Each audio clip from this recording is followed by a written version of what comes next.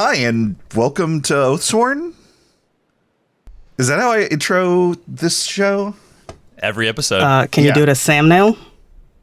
Yeah. Hey, welcome to Oathsworn.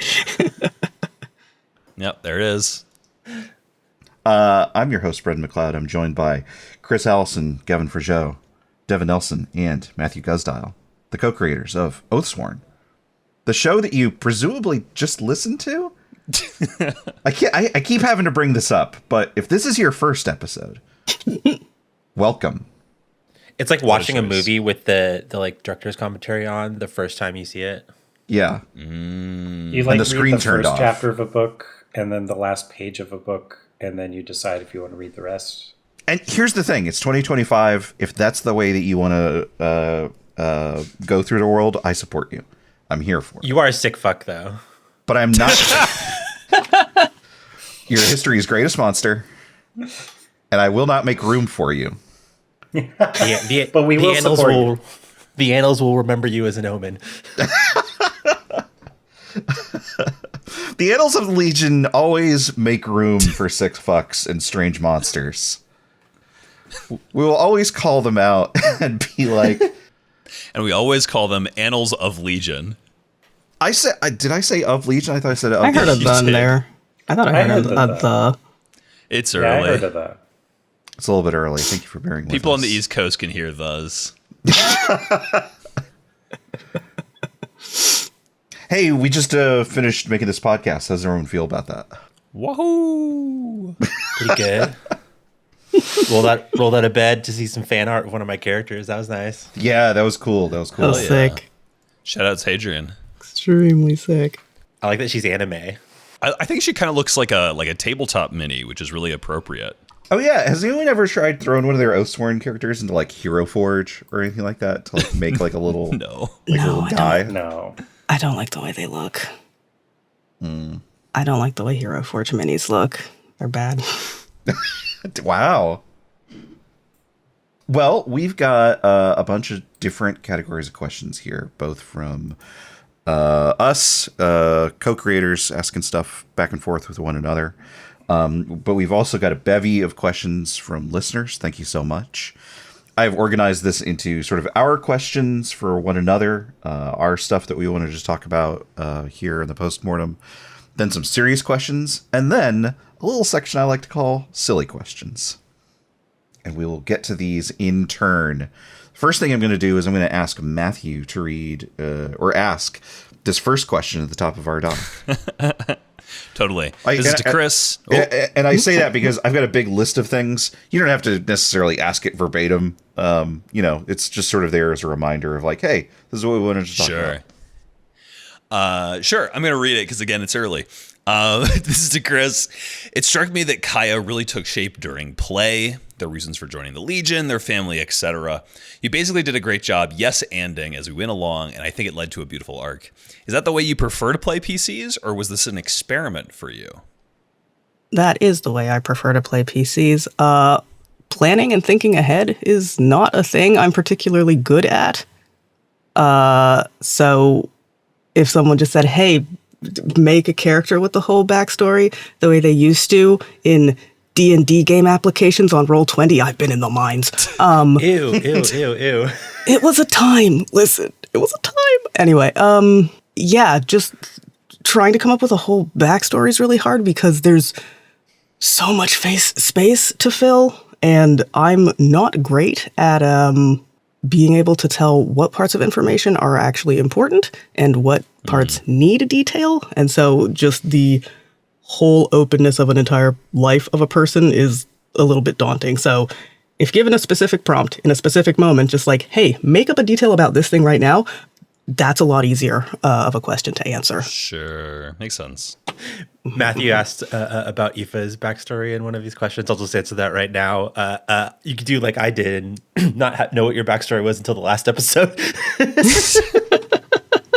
Awesome. It worked. It That way worked. you can make all of your backstory have context for all of your, actual story. Well, You're just doing it the other way around. yeah. Like, I mean, Aoife's backstory wasn't important until that moment, right? Yeah. And so I think it was useful to be able to like to hold that in reserve until you needed it, because that means you can craft it to the purpose that you need for it. Yeah. That's a much more eloquent way of saying what I just said. Yeah, like, could I think of the entire backstory of this person? Sure. But if you ask me instead in the moment, hey, there's someone Kaio knows here and it's terrible for them to be seeing them here, what's up with that? Okay, Right. well, great. Now I can just hone in on what would be the most emotionally devastating answer, you know? Totally. Yeah, I mean, Obeek didn't answer. Obeek didn't exist until like a third of the way through the campaign. No. And I didn't have any ideas for why Kaio had left home until after Obeek was part of the story. We had talked about Kaio having family Yeah, before, so but like who exactly they were, what exactly those relations were, I don't think that had come up Yeah. in detail. So I think like there was a commonality in everybody's backstory of just like putting the past behind them. So the backstories almost didn't matter that much unless it was Nabane or some of the Komorti who were like mechanically utilizing their backstories. Well, kind of. I mean, we had people that were part of the Legion originally, and then we had people that sort of like got folded in as part of the Constant Legion Pact, right? And so we had some pretty recent additions. Yep. Speaking of characters, Gavin, you wanted to talk about Lark. yeah. So my goals for Lark were to take the classic aloof in the back of the corner rogue type and make people sad about that. Accomplished.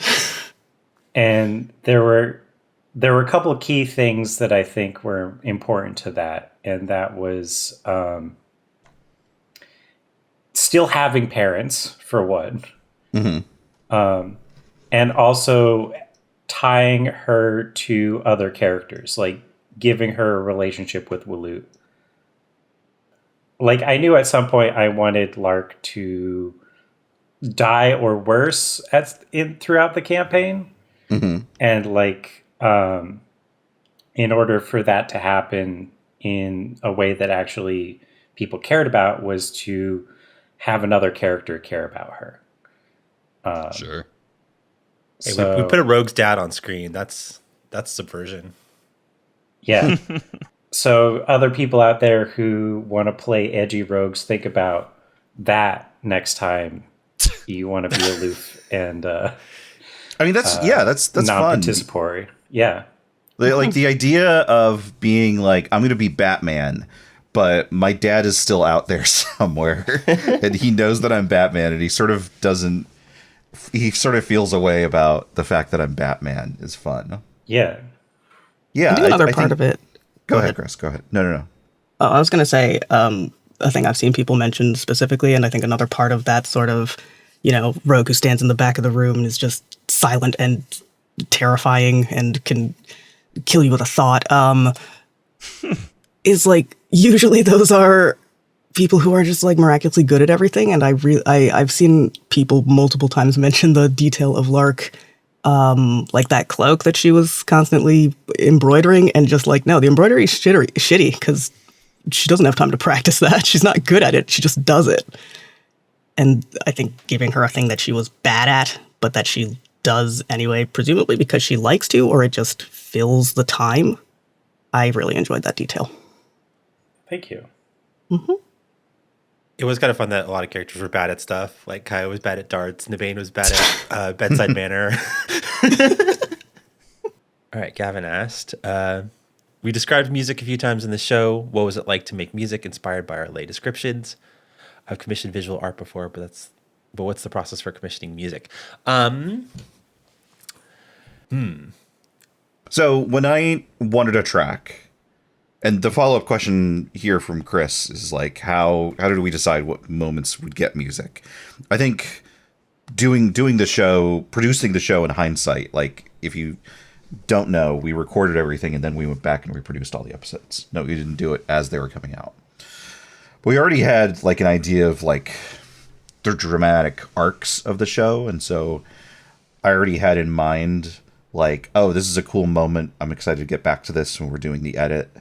or this is something that we didn't realize how significant it was when it first happened, but it wound up having really big consequences and stuff like that. And so using music to highlight that stuff and to introduce like new important characters when they appeared, like when Udet finally appeared on screen, we got Udet's theme, that kind of thing. That sort of guided the process for like, okay, we would like to have a track here, that kind of thing. And then once we had sort of made that determination, I would gather reference for not usually style, but vibes. I think I would come up with like 4 or 5 tracks that match the kind of vibe that I think I was going for with a particular moment or a particular track. And I should say I was able to do that because we had established like the tone and the post-rock identity pretty early on, like figuring out like this is the kind of soundtrack we want to have overall. This is what we're going for. Very kind of mogwai, very post-rock kind of like big reverby, big droney kind of stuff, but with melodies and stuff like that present. And so I was able to say like, here's the vibes. Tell me what you think of all this. Yeah, despite the like delayed production, we did have like the intro and outro themes and some of the like interstitial songs done while we were still recording. So right, some of that right. music is like almost 4 years old at this point. Yeah. Though, yeah, the vibes based stuff is fun though, because like very often people will commission me to make music and they're like, I want a thing like this. And then I'll be like, okay, I'll try to make a thing like this. And then I make a thing that's not like this at all, but you know, has the spirit of this. Yeah, like from my perspective, you're the professional, right? Like you're going to know a lot better what is going to make a successful piece of music. And you're obviously a lot more familiar with what your skill set and what your tool set is. It's not useful for me to send you like a track that's all tenor saxophones or something like that. Yeah. Matthew, you laughed a moment ago when I was describing like the soundtrack. Why was that? Joy. Oh, okay. You describing it as post rock just reminded me that was like the original years ago, like talking about it, because I do think that Devin's soundtrack has also like evolved a lot. Oh, totally. Right? Like, yeah. From the original theme song, which I think the theme song was the first thing you wrote, Devin. Correct me if I'm wrong. Like you've done a bunch of different sort of genre work, right? Like everything from fairly standard straight across the board, like dramatic style, sad music to like weird drones and angry noises type stuff. It's a cool thing. To an acapella folk song. Yeah. Yeah. And a working song. Yeah. Great stuff. Gavin, in the question you're asking about music inspired by descriptions, are you talking about sort of like the folksy stuff we came up when talking about different cultures, or? Well, the thing I was thinking of specifically was describing what it sounded like to be around Udet with like the popping of bones and just musicality of her body and forcing everyone to be musical. That is why that song has a snapping in it. Yeah, which I really loved. So like, what was it like to make that song specifically, I suppose? Oh, I don't know. I don't remember. Oh my God. Thanks for listening to Oathsworn. Gavin, do you want to read this next one? Yeah. Brendan. Hello. You homebrewed the map for this game. You didn't use the base game map. What made you want to do that, and what did you find most rewarding about it?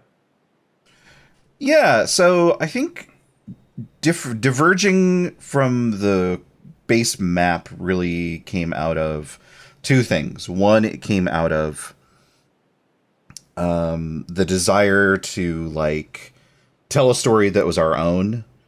I think the Band of Blades book does a fantastic job putting together a world that is immediately evocative and convincing and authentic. I think it makes a good case for itself, and it's very clear why people would want to jump in and play around with it. It was first time making a podcast and first time making an actual play. And of course I was like, well, I don't want to do the easy thing. I want to do the hard thing. Just immediately just going off book. But the second and much bigger thing, I think, was us homebrewing our own ancestries. Figuring out like, oh, well, even if we were to imagine this exact same map, and the map that we use literally uses the same sort of path as the Band of Blades book, I didn't have enough confidence in my system design to do a different map of that sort. But we had come up with all of these different cultures and all of these different people that lived in different ways and had different ways of thinking about the world than were in the core book. And so I was more interested in thinking like, okay, well, if these people live in this space, what would they have created? Because just dropping them into the world as is would sort of produce this storytelling dissonance, if that makes sense. Well, we kind of set that up from the Ground Itself game as well. Well, that's sort of what led me to. That's sort of what led me to be like, oh, well, let's play the Ground Itself in order to like make this world our own, right? Yeah, I was just saying that the cultures came after that. Did they? Yeah, I recently binged pretty much the whole podcast, and in the first episode we were talking about like, oh, what if there was like bird people? What if there was like the ethnicities that we came up with like didn't exist yet? Yeah, we hadn't written them out yet, but there was definitely like already discussion happening around, oh, what if there were people like this, etc. Sure, but they weren't finalized till after. That's certainly true. Gavin was explaining the Mitzrayim and was saying like, oh, and feel free to like come up with cultures that are inspired by your own like ancestry in real life. And that's kind of where I decided to go Gaelic with the Ilianders. Mm-hmm.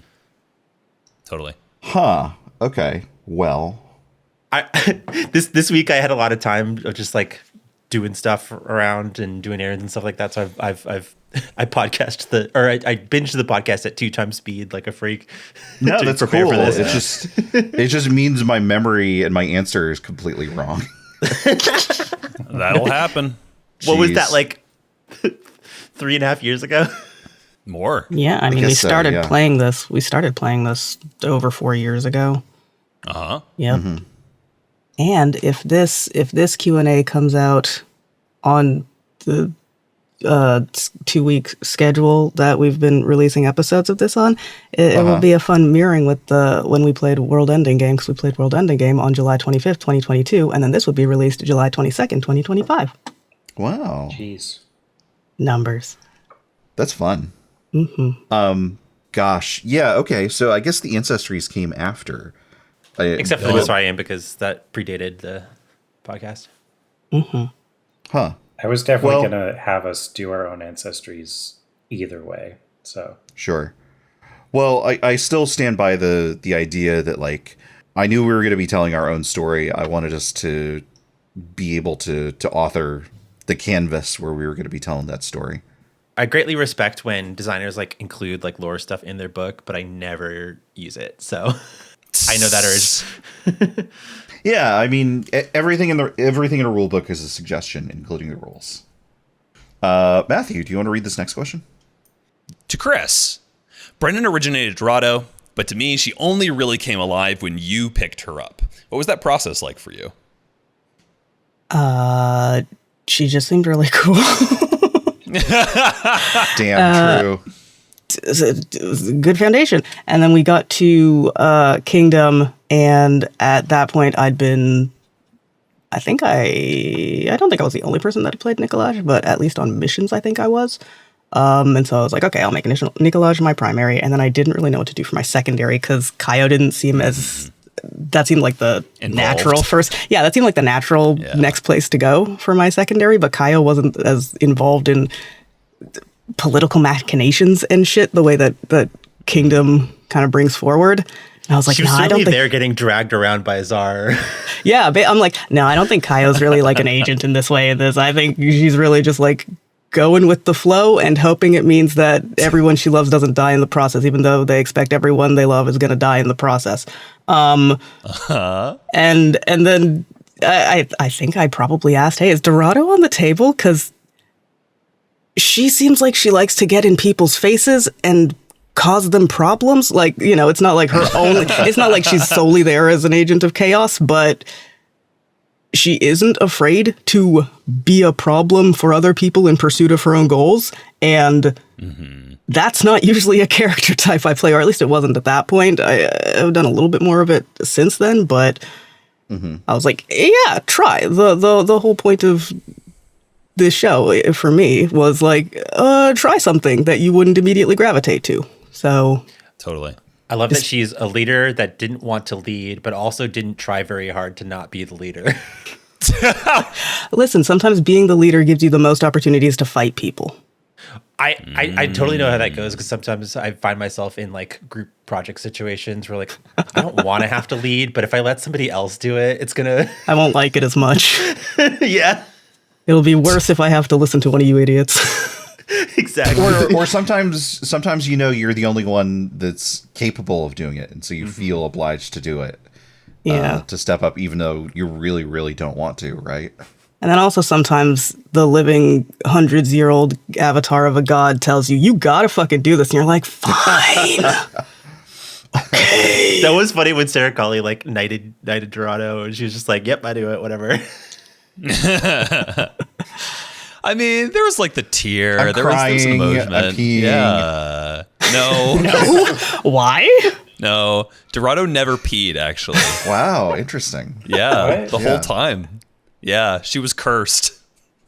I want to jump ahead to another Kris question, because this is a relevant follow-on. Kris, when I first talked to you about joining the podcast, I was like, hey, we're doing this military horror thing. Do you think you'd be interested in like a dark fantasy world where we're like in a command structure? And you know, to your credit, you were like, that's the farthest thing from my wheelhouse in the world. I'll do it. What do you think of Band of Blades specifically, and like grimdark and that sort of side of things overall, now that you've come out the other side of it? With regards to Bands of Blades specifically, the tier stuff still kind of confuses me. Like mechanically, Yes. I was like, boy, it's a good thing I'm playing a heavy, because I feel like there are a lot more complex things I could be dealing with here. And this one's just like, do you have a big shield or maybe a big weapon? Use it on other people, you know? So that was mechanically, it seemed simple, which was helpful. And I mean, like narratively, the part of the reason I said yes was you told me who else was involved. I was like, yeah, that sounds dope. Part of it was the way you described the game as having this sort of, there's going to be a big pool of characters. We're going to be cycling through them a lot. That sounded like a lot of fun. And I do really like that about the game. Right. That even when, you know, you were just thrown into a brand new weirdo for a single session or a single mission, it was fun to be like, okay, yeah, this, you know, in as much as we're trying to play tactically and win and succeed in these missions, also, who is this person? And you don't have a lot of time to figure out, and sometimes you take a big swing, and then sometimes Devin says, like, yeah, this is like the third most fucked up thing I've ever blown up. I think about that Second all the most time. fucked up thing. Second most shit. I never said what the first was. Yeah, no, that's fair. No. Leave blank spaces. Yep. Exactly. I will not reveal. Bigger Ashling. But it just seemed like a fun kind of story to play through, and then being on the other side of it now, yeah, it turns out when everything's fucked up, that's kind of fun. Yeah. Maybe in games, definitely in games more so. In life, the life that is real. But, you know, at least in games, it's a lot easier to control how that turns out. So Exactly. that can be very Yeah. fulfilling in ways. It's funny life that you is mentioned not. the structure of the game because that's what sold me on it as well. The like I cast of don't have characters any- thing. Yeah, I don't have any experience with like dark military fantasy. Nope. Ditto. So I was like, ooh, I get to like go back and forth between being like a little guy and like a commander. That's sick. Yeah, no, it Yeah. was cool. It's sick. You know, going back to the map for a second, I think that was another thing that really appealed to me about Band of Blades was this idea of like when I was thinking about like, okay, I want to do an actual play. What do I want to do? I really, really liked that Band of Blades had, here's the start and here's the finish. Get to the finish or die along the way. And that is the story, right? Like it was very, very clearly like bracketed in that way. Yeah. Totally. I also really like that and- this game like has an end, or like there's multiple end conditions, but it will end. Yes. Yeah. Yeah. Very, very fun. And then to the character thing, like it was always thrilling to see another little weirdo show up and be like, this person will either die instantly or be the most important character for everyone in the weeks ahead. Yep. It was awesome. It was. Devin, I'm gonna invoke the power of your memory. Brace yourself. Godspeed. You, speaking of making actual plays, you are the veteran. You've now made 2 actual plays. More Well, than 3 anyone now else has because ever I've made one made. since. Oh, that's right. That's right. I fucking forgot. Okay. Rephrasing. 4 of us were in freaking CalsCon. I don't remember that one bit. Okay. Yeah. Going into Who's this that? show, you were the only one that had made an actual play before. Now that you've been in a bunch, what do you think makes for a successful one? What would you recommend to other people that want to try making one? And I'm curious what Devin has to say, obviously, but if other people have thoughts, I would love to hear those as well.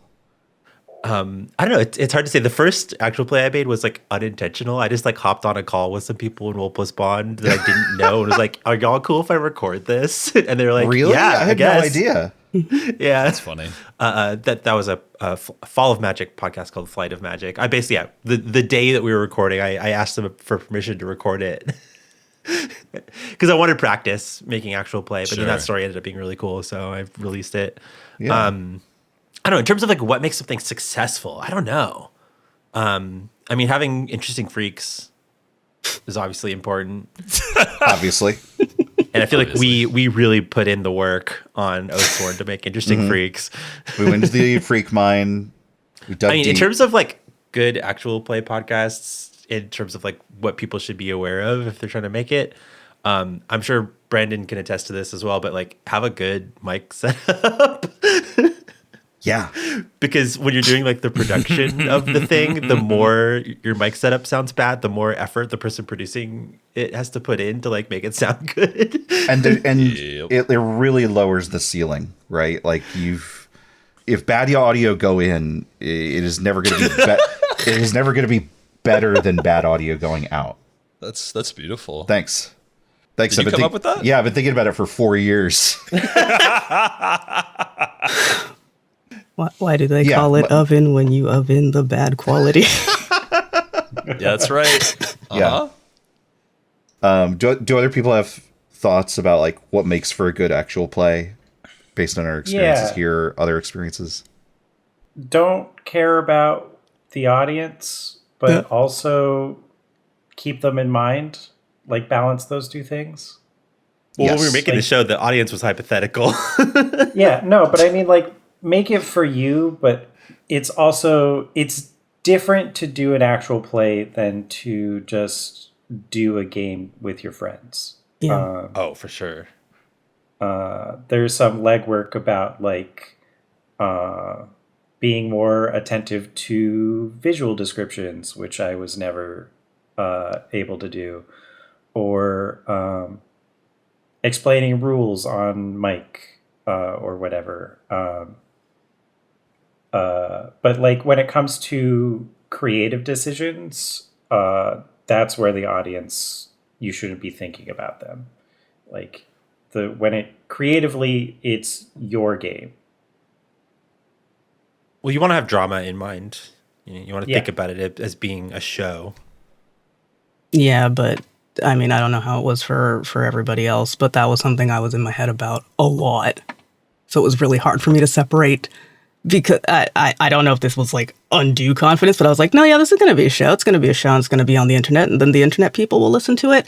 And so it was really hard to not have in my head, the internet people are going to listen to this. They're going to listen to this. The decisions that you're making now, make good ones. And then I was like, what's a good decision? Yeah, that stressed me out a lot. Like the mission situations were stressful because it was like, I don't want everyone to die. And then there was also, but would death be the most interesting thing to listen to here? What would be cool? Yep. You know? Yeah, it was really hard for me to separate those two. So follow Gavin's advice, just creatively at least. That's interesting. It's a game. I didn't know that. Yeah, I mean, I didn't want to like. I don't know. It's. I was like, no. I'll get past this. You know, there would be times where like after a mission or stuff, I would just sort of we'd hang up from the call and recording is off, and I would just sort of like sit there at my desk, staring at my laptop, just thinking over the previous couple of hours, like, did I contribute to good storytelling? No. Recap. You did. Oh. You always did. Yeah, like hearing it play out, I'm like, okay, no, this is actually fine. This is good, and I'm not like ruining it. But that was constantly a worry. Do we think we managed to lock in terms of like making show content to the point where we played a bunch of like unrecorded games after we finished the campaign, and all of those felt like they could have been shows as well. Yeah, this is some of my favorite people to play games with. Hell yeah. Aw. For me, I don't play home games any differently than I do AP. I don't really think of it as a show. Like Devin, the thing you're talking about of like, I completely agree. Like any of those could also have been recorded, the things that we did afterwards. But that's just like, that's how I try to play games.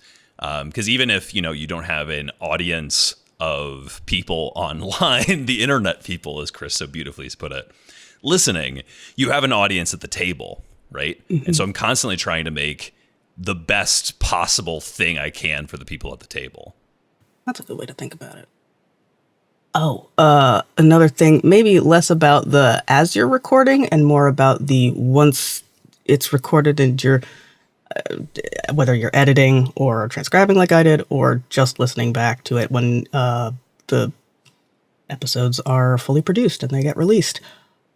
You will hear all of your worst vocal habits all of the time, and they will seem so much clearer and so much worse to you. I didn't realize the degree to which I will start one sentence, interrupt myself to start a second sentence, interrupt myself to start a third sentence, go back and start the first one, start a fourth, start the second, never finish the third, and then finish the fourth, and all of that will have taken like 3 minutes.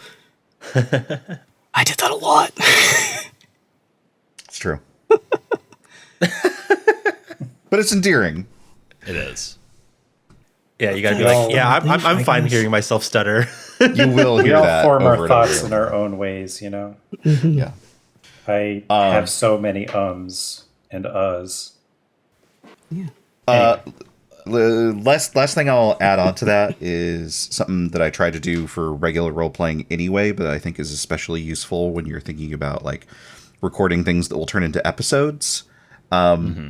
Is I use Stars and Wishes and Roses and Thorns as after session feedback stuff, which is a way to gather feedback from the players about stuff they liked that other people did, stuff they didn't like so much, like stuff that we tripped on and they want to like work through, but also what they hope to see next time. And so I thought that was a really, really good release valve for getting y'all's takes, not even necessarily immediately afterwards, but sometimes like a day after or something like that, where taking the time to think through like, okay, we played through this. What did I think about it? What did I get hung up on? That kind of thing. Where it was a really, really good way to sort through like stuff that we, that was a little bit contentious, but also to get notes on like, oh, okay, people are really interested in this thing. I should emphasize that next time we come together to the table and play. Mm-hmm. Devin, do you want to read this next question? Sure. This was a question from me to Brendan. Hello. The intro monologues add a lot to the pacing and context of the show. Besides Sam Neill of the Sharp Rebuke, who are your favorite characters to embody when introducing the episodes? Ooh, that's a good question. Matthew, do you want to read your Sam Neill question while I'm thinking about my answer there? Yeah. Hey, Brendan, why Hello. did you have... What made What's you up? decide to push Sam... What made you I'm trying to ask. What made you decide to push Sam Neill in the intros? This is actually an easier question to answer in that the way that we arranged this game had a little bit of play-by-post kind of material when it came to mission planning. So something that happened as part of the downtime cycles that didn't really appear on air quite so much was that I was generating missions and I was posting those to our shared Discord server. As Sam Neill. As Sam Neill. Like, Sam Neill became this character because I wanted a in-world way to present this information to the Commands team, in a way that was, like, entertaining for them and entertaining for me, and that kind of justified, like, where this information was coming from. And so Sam Neill Evergrace was born. And I elevated Sam Neill up to being kind of a voice for the intros and then sort of the dominant intro character because I really enjoyed playing that character, and that character appears on screen here and there, but not nearly to the degree to which he appeared, to the degree to which Z appeared in the play-by-post stuff that was like only for the player characters. And so Was Z also feel like they were there to like fill in lore stuff that was like probably in our lore documents, but like wasn't said on microphone? I mean, kind of. That Sam Neill was a convenient vector for adding in information about the world or perspectives about the world, or really emphasizing like the state of the world after the defeat at the Omniculum and the fact that the Never were basically invading the entire country. You know what I mean? Totally. And so, like, Z were really useful for, like, providing context and, like, setting the tone and that kind of thing. But also having this, like, you know, laconic relationship to a lot of the world and the characters around them. Also did the classic, like, military fiction thing of, like, writing to your family member back home. See, I haven't read that much military fiction. I thought it was the brand new Brain Genius original character. my God. That's not true. That's not true. I knew what I was doing. And to add to that, like, as I said, we made these episodes and then produced them afterwards. And so I always knew what was going to happen to Sam Neill at the Capitol. And I had always had this inkling of, like, well, a number of people at the Capitol that got there probably get turned into Never, right? Right. And so once I put that stuff together, it was simply a matter of thinking, will this make Kris sad? And once I figured that out, it was just full steam ahead. It worked. Very fair. It worked. Yeah, I was sold on Sam Neill immediately because one, you described him visually as very formal Eric Andre.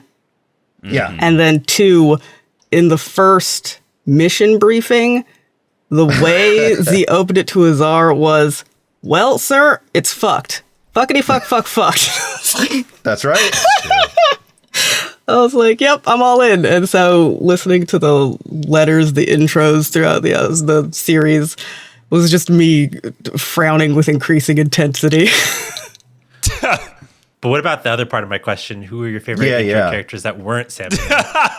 I thought of this question specifically because there was a McLeod intro where he was like freaking out, being like, "Why does everybody see how fucked everything is?" And then the one where Thar was like doing his like daily affirmations were like really yes. funny. Best The intro. Thar one was a lot of fun to put together. I'm really glad that worked out and didn't feel like completely out of place. You know what I mean? Also, the Suleiman breaking the fourth wall one. The Suleiman one with the tape recorder was a lot of fun. Nicolaj, before Nicolaj became Kris's character, Nicolaj was kind of my vector into the player situation, and so like Nicolaj was very deliberately a character that I was like, I'm going to create a character that has the potential to become a player character, who I'm going to insert into the ranks of the specialists in a way that is disruptive. And Insert him into the floor of this locked. yeah. Well, you need to have a strong foundation if you don't have that. Yeah. And so like making, I was really, really enamored with this idea of like someone who knows a great deal and just cannot deal with everything that's going on, even if they theoretically know what the plan is or theoretically have some idea of like things will probably work out. Things are okay. Of course, it's revealed, all of that is bullshit. And that, they've been played as much as everyone else has been played. But, someone who had like a real, like, I don't know. It's like Kris was saying, games allow you to maybe better express how you feel about things going very, very bad. And things have been going very, very bad over the past 4 years. And having a character who was really and truly willing to, at least in his private letters, like scream and gnash and wail about how bad stuff is felt very true to me. Totally. I also really like that one ship captain that was complaining about, no, the Leviathans are the biggest problem. Was that supposed to be Siobhan, Ashling's captain? No, that was Ina's Godspeed. I just looked it up. Okay. Someone who never appeared before and never appears again. Yep. Leviathan's got him. Also, just one short shout out for the intros. I got to do the one intro as Kale, and I was very impressed that the story I got to read for that one, which I did not write, had the exact same vibe of all of the like Tale of the Legion stories that I told as Kale throughout the course of the show. So good job, Brendan. Thank you. I appreciate that. Yeah, I was really happy that everyone sort of chimed in and did intros in character in that way. I thought everyone did a great job. Before we move on, I just want to call you out, Brendan, because you did say that you elevated Sam Neill to a voice, which is a terrible thing to say, given what you did to that creature. Oh, weird. Yeah, weird that you did that. Yeah, that's odd. You're an odd guy. I like how Z was still trying to do their best as an ever. I mean, sometimes you get put in a position of leadership, even if you don't want to necessarily be there. Hey, but it's a callback. You still got a callback to what? I don't know. Great. Hey, Gavin, you talked early on about wanting to depict Judaism in Oathsworn and your reasons. Reflecting back, how do you feel you accomplished your goals? Or do you feel you accomplished your goals? I think it's really hard to do that sort of thing when you're the only Jew on the podcast. Sure. And I think it's also hard. It's hard to find space for religion, or for my specific religion, when like I'm the only Jew on the podcast. And I think that what we made was lightning in a bottle, and like I wouldn't pick anybody else to have made it with. But the previous like fabled mythic Band of Blades game that never happened that I was in had more Jews in it, and like there was a lot more push and pull there about like what are we doing, who are we depicting, why are we depicting them. Whereas on my own, I felt like I ended up voicing frustrations about a specific community that I was living with at the time, and not really having anyone else around to like say, hey, no, actually there are cool Orthodox people out there. you're just living in a very like right-wing Orthodox community for some reason. Sure. And so yeah, go ahead. Oh, I was just saying, I was terrified to play any Mitzrayim characters at first because I didn't want to get the cultural stuff wrong because I felt like because it had real world analog. I didn't want to treat it too lightly or make any jokes or I don't know. I got comfortable, once we put more Mitzrayim on screen, but at the very beginning of the campaign, I was terrified of it. That's interesting because like, did anybody feel that way about Ilianders? I don't think so. I wonder what's up with that. Well, that's less 1-to-1 with like real world culture, though. Yeah, Gaelic people don't really have plant powers. So like, I think one of the reasons I did it is because like I want more Judaism in media that I consume, and if nobody's going to do it, I have to do it myself. And like push that envelope. So in that way, I feel like I accomplished my goals. Totally. Yeah. Especially like spiritual Judaism. I feel like there's a lot of like Jewish characters, but not a lot of like engaging with the religion. Well, we also played outcasts, people who were outside of whatever communities and cultures they were in. So like we never really got to see the inside of those spaces. Mm-hmm. I will say, obviously this is as a co-author and collaborator, but someone who is, on the outside looking in at the stuff that you were doing there. I did think that like, obviously I think the stuff you brought there was a net benefit, and I got a real sense of the tension of like difference in communities that I think you were trying to illustrate, even if maybe we didn't necessarily have like the additional brushes with which to paint that you would have preferred. There's some good stuff in the Kingdom game though about like, the rich people that were like leaving with you dead, and the second song, and the, Lark's father's church being sort of a poor community church, and how those were different parts of the same community that had sort of different political leanings. Yeah, and I really used Kingdom as like a space to like, what does the inside actually look like? Yeah. Matthew, do you want to ask your Eliyahu follow-up there? Yeah, sure, I could do that now. Also to Gavin, can you talk about your focus on Eliyahu in the finale? Apologies. You mentioned in out of character discussion it was at least partially season 2 not happening. Sorry, listeners. Setup, but there seemed to be something going on with how you wanted to depict your fictionalized depiction of Judaism outside of that. Yeah. So Eliyahu was going to be another chosen by the Lord of Song.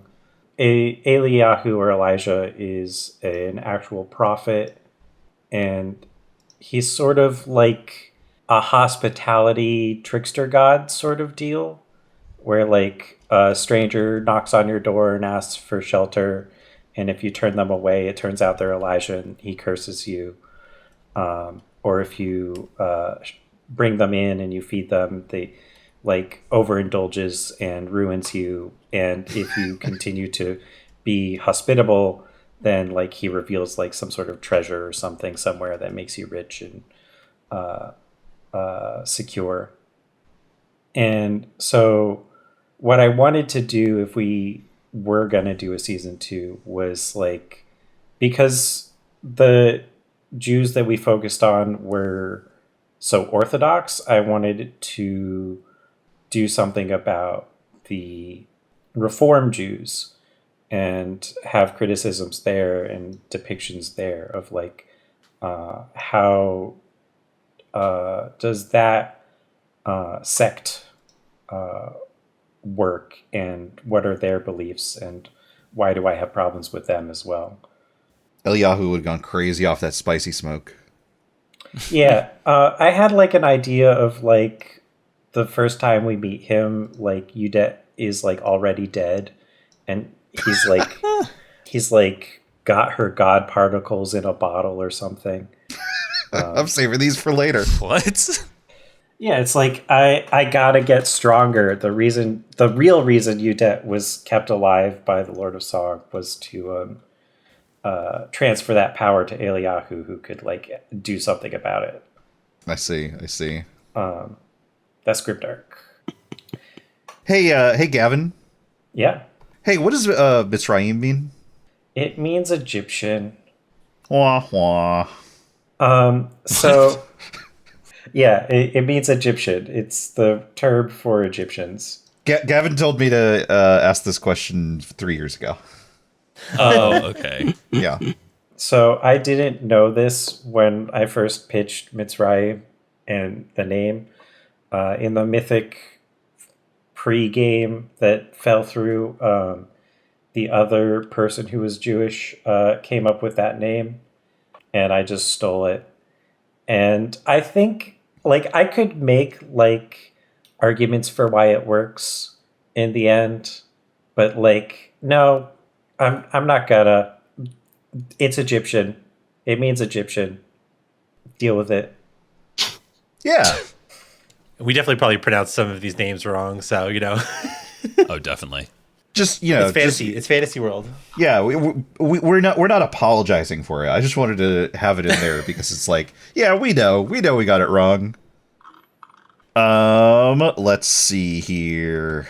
I'll keep going. Yeah, basically a lot of the rest of these are yours. You can ask as many or as few of them as you would like. Well, people copied them over because they wanted me to ask, so I'm going to ask. Okay. I asked even more that didn't get copied over, That's if right. the listeners can believe it. Wow. Hey, Devin. You played the end of the campaign with both Lance and Aoife trying to take down the two main broken. If you remember, which I could append or prepend to every single one of my questions, can you talk about your decision-making there? I think that was just like circumstantial. We were, in the back half of the campaign. We had just talked on one of the episodes about like wanting to see the broken like on screen and have like sort of scraps with them. And in those two missions, I happened to be playing two, powerful late game characters who had specific beefs with those specific broken. So like, and we're making a show and want to take dramatic swings. So I was like, fuck it, let's go. Sure. I just re-listened to that Lance episode yesterday. That shit's crazy. It do go crazy is the thing. Which one? Sorry. Lance stab at at the bar? Yeah, at the bar with Whisper. I should not have let these specialist characters survive as long as they did. Also, that one happened to work out that way because we did it in 2 recording sessions. So in between the true. two, we were all able to like scheme off mic about the knife. Yeah, I should have separated you. I should have kept you in isolated rooms. In pods. I'm so specifically what made me listen or ask this question was re-listening as part of the production for the final episode, and you like trying to figure out how you could like not pair off that well maybe Aoife and Ruin and Lance and Whisper, right? Like even up into the finale. So it did feel like at least the Devin of the time was like pairing these two off as like these are going to be their final bosses, like the final bits of their character arcs, right, are going to be dealing with these two broken. Well, they both showed up in those two characters' stories the first time we saw them on screen, with like Aoife feeling the loss of Kashaban being broken at the Omniculum, and then when Lance first showed up, getting involved with the witches. Sure, though that was more indirect, right? Because Whisper's not there. That was Lydia in the first run. Yeah, but they're all yeah. part of the same. Lydia and Whisper are basically exactly the same. to Lance, these two people are the same. I mean, well, Whisper can be anyone, so yeah, exactly. That's true. That's the joke. That's funny. Yeah, I can sometimes make funny jokes. It's a big mistake Brendan. to think you're the only one that can tell jokes. Because I'm not. I can't at all.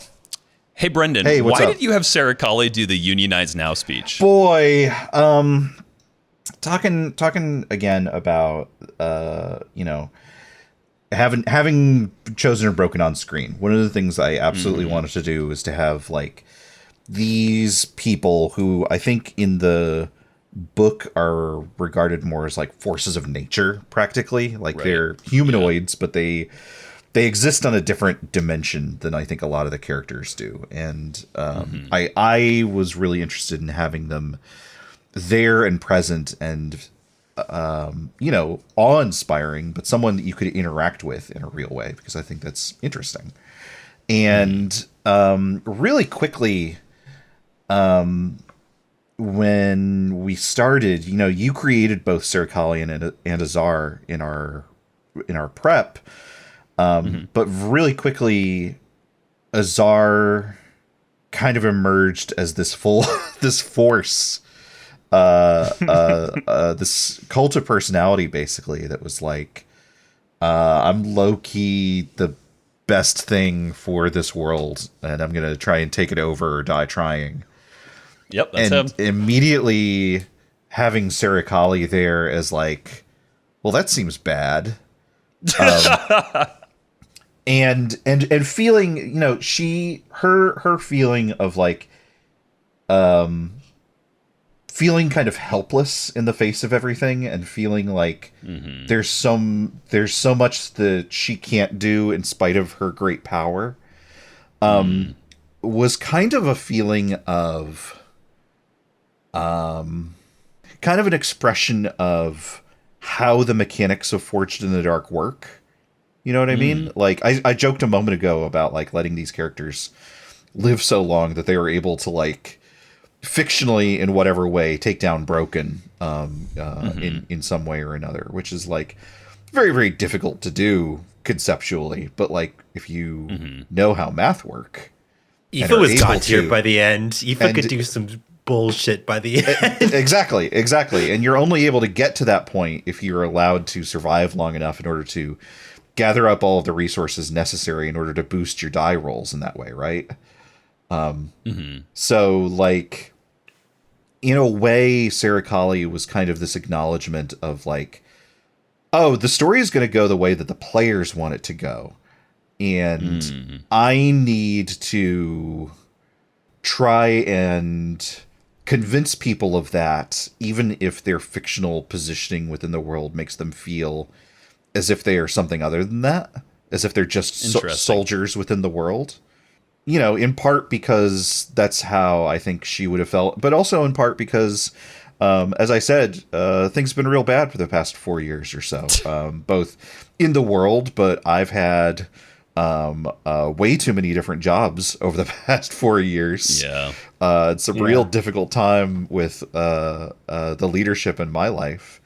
And so I really wanted this vector of being like, hey, you're actually in control of your own fate, even if you don't think you are. And I need you to look out for one another because I'm not going to be able to do it. That's sort of where that came from. No, it's cool. I appreciate it. Yeah. Speaking of that, I really loved the moment after like Udette kind of overkilled that grafted, and Udette was just like, "What do we even fucking need Chosen for when we could do that?" It was true. It's true, right? It's like she's been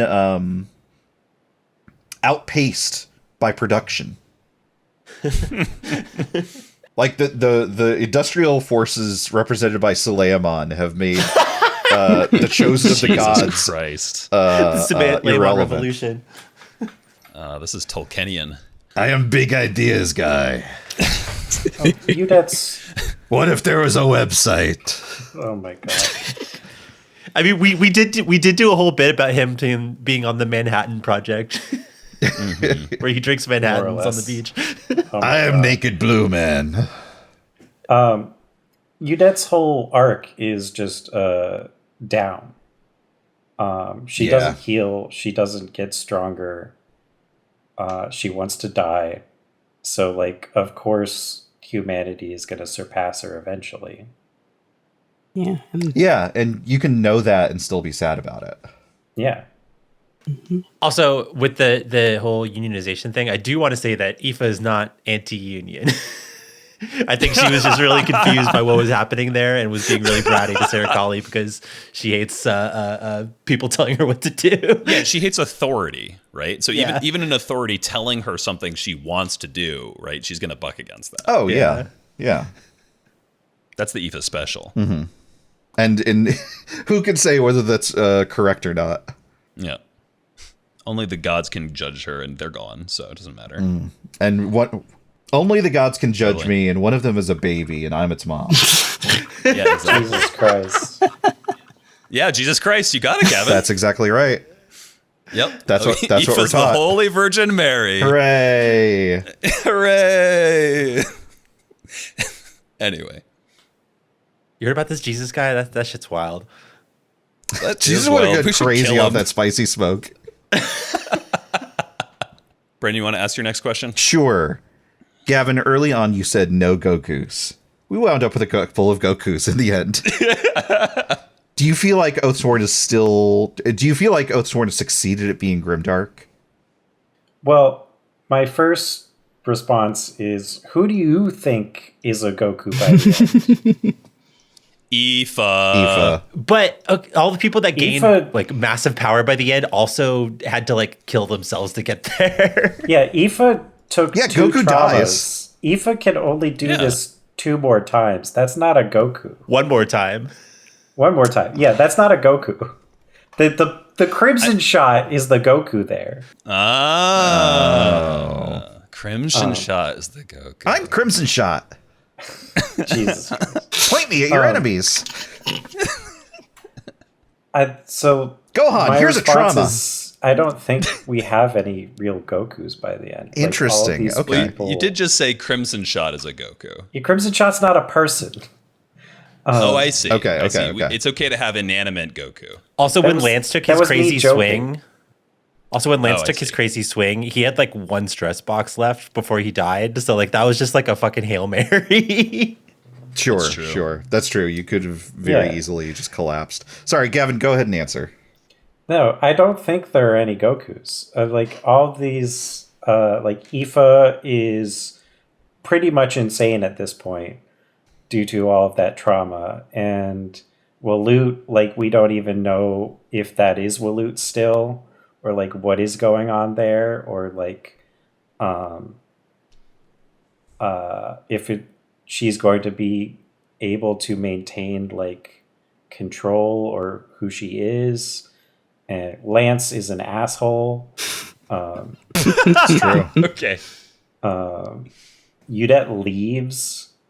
Yeah. I don't really know if we have any Gokus by the end.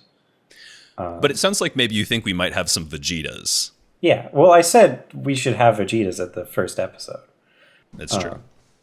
And in that way, I think that it is a grimdark story. That Oathsworn is a grimdark story. And we succeeded at that. Nobody yeah. unscathed. Everybody quite scathed. Deeply scathed. Yeah. And they're not going to get fixed either, is the big thing. That's like a huge part of Grimdark, is like Goku comes back to life as if he had never died. Right. Yeah. Aoife might get better, but she's still going to live with these traumas. Dang, they should have done a Dragon Ball that was like Steven Universe Future. I'm going to get on the horn with Rebecca Sugar and tell her that. You gotta watch Hunter x Hunter, Brendan. You gotta. Yeah. What do you mean? People keep Brendan's telling already me about seen- Hunter x Hunter. Yeah. Brendan's seen all of Hunter x Hunter. He knows all about them. I know all about Hunter x Hunter. I know all about Charizard. Yep. I know about Dragonite. Yep. I know about Giovanni. Yep. Uh-huh. What? I don't understand this bit. Pokemon. The Pokemon. I know, but what? Brendan hasn't actually seen Hunter x Hunter, but he lists other anime when people ask him about Hunter x Hunter characters. This is the joke.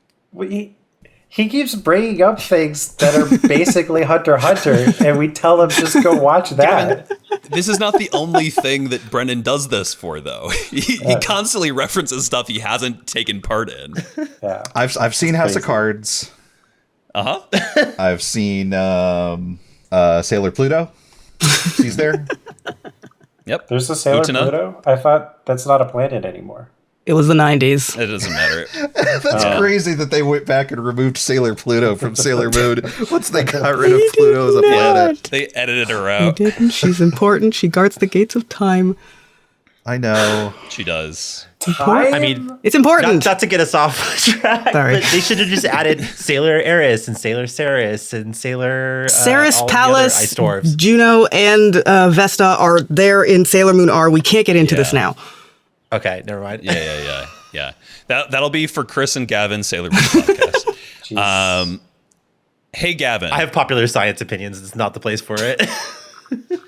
Hey, Gavin, what were your goals with Safina? Do you feel you accomplished them? So I wanted to respond to Clementine Kesh.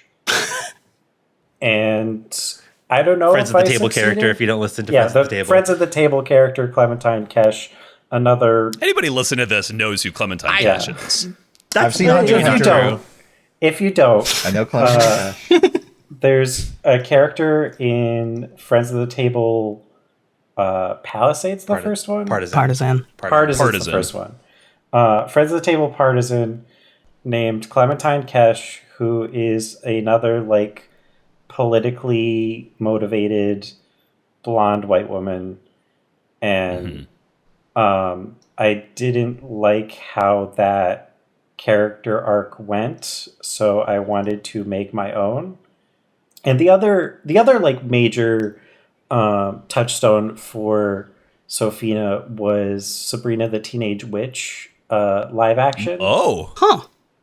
I don't think I knew that one. No. Yeah, so in the first episode, I've only like watched the first like 3 episodes. There's Excellent. this scene where Sabrina, an Aryan woman, goes to the coven for the first time and is stopped by 3 women of color telling this Aryan woman that she does not belong here.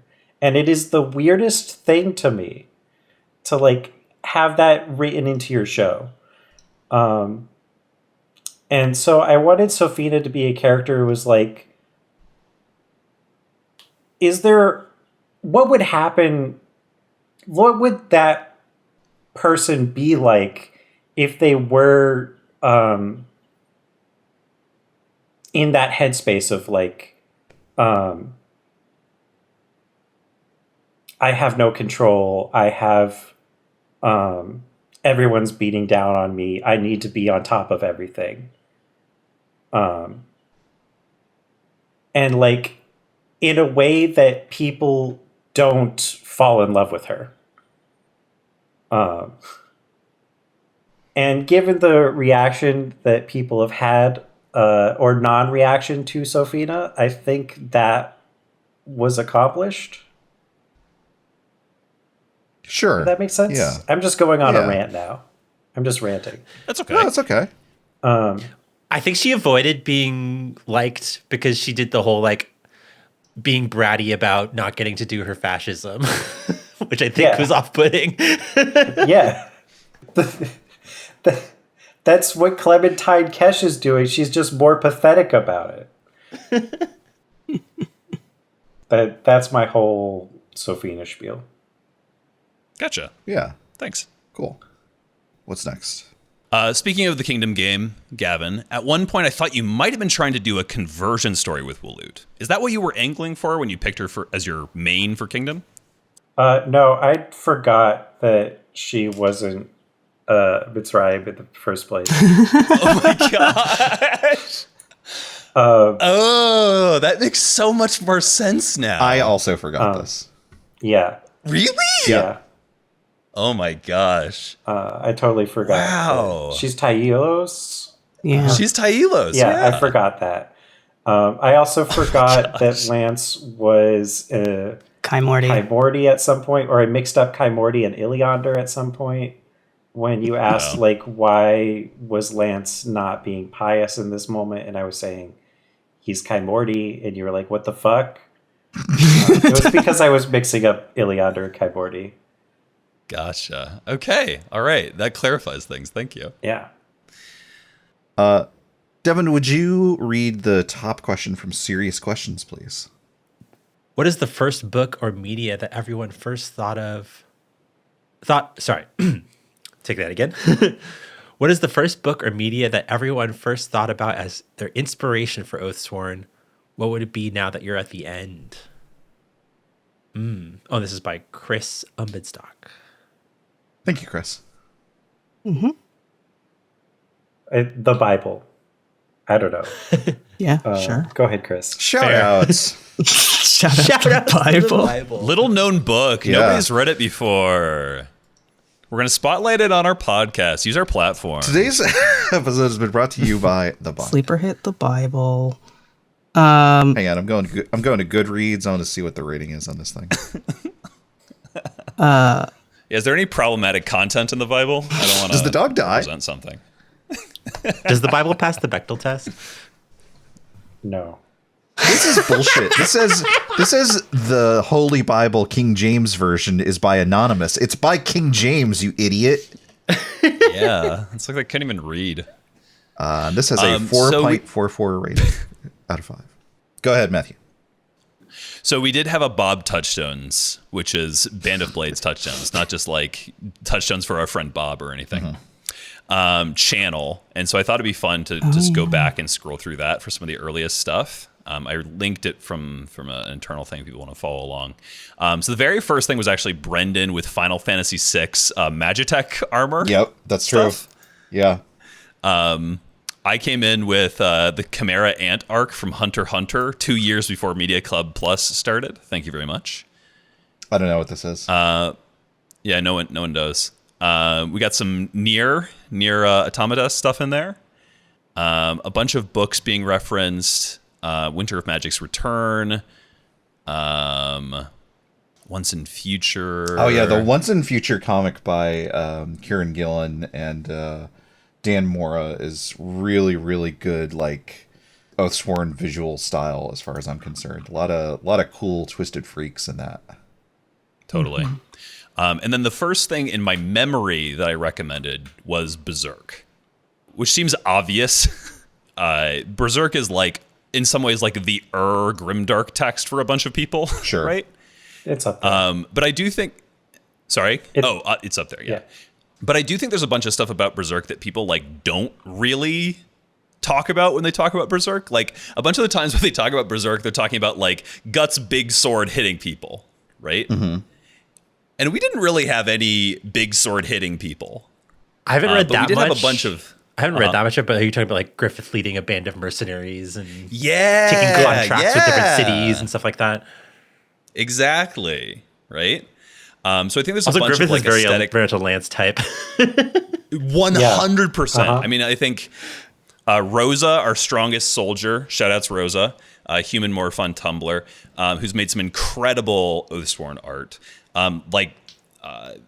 Their Lance design is, I think, 100% Griffith inspired.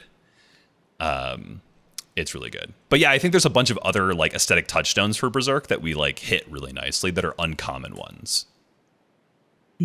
With weird fantasy, I often go to Earthsea in terms of like bizarre cosmology and bizarre ways that magic and divinity work. Totally. Especially ones that are like abstract and barely known by the people that live in that world. Totally.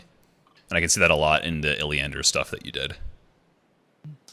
Yeah, like I think it was important for us to have like a bunch of references that are grim and gritty but are also colorful, right?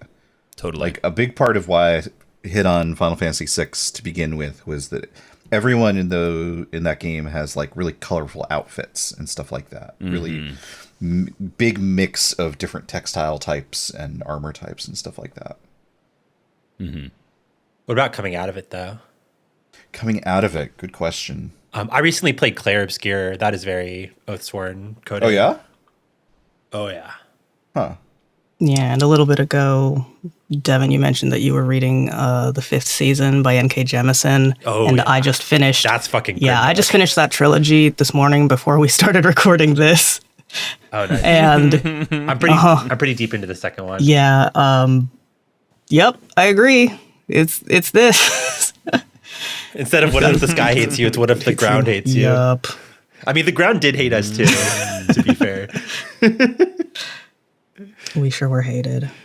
I think we had a lot of Elden Ring ideas before Elden Ring came out. Yes, And then completely. Our podcast came out after Elden Ring came out, and I just want to say we were here first. Yeah, we did all that before they did. Yeah, we're the first people who thought, what if a lady was big? Well, now hang on. Let me think. I'm gonna write about that this. down. Underline. Yeah, Green Knight looms large in my imagination for this stuff. Like the A24 movie. Yeah. Yeah, the vibes of that are good. Mm-hmm. Also, Gowan is also a lance. yeah, a little bit. In terms of like feeling upwards and I think a lot about the conversation he has with the guy in the castle, or the guy in the castle is like, so you do this and you just turn into a completely different person. And Gowan's like, yes. And the guy's like, That's how it works. Interesting. Gavin, will you read the next question, please? Sure. also Arthur in that was very Suleiman coded. Arthur in that was literally like the face cast for Vaughn, Mazar's dad. Yeah. Yep. That's great. Liam asks, hey guys, I want to start out with the fact that I really love your show. Thank you. Thank you. Thank you so much for creating what is, to my knowledge, the only Band of Blades podcast. There is a YouTube series by the Evil Hat people, GM'd by Stras Akimovic, which you should check out, Liam. It's very good. Liam asks, where did the idea of Samnail Evergrace, who is incidentally one of my favorite characters, come from? And when you start playing Kingdom, did you expect to come out of it with so many losses? Did it go the way you expected in general? I answered a little bit about the Samnail stuff earlier, but I will say I think their last name comes from Evergrace, the 2000 From Software PlayStation 2 game. Oh, okay. Yeah.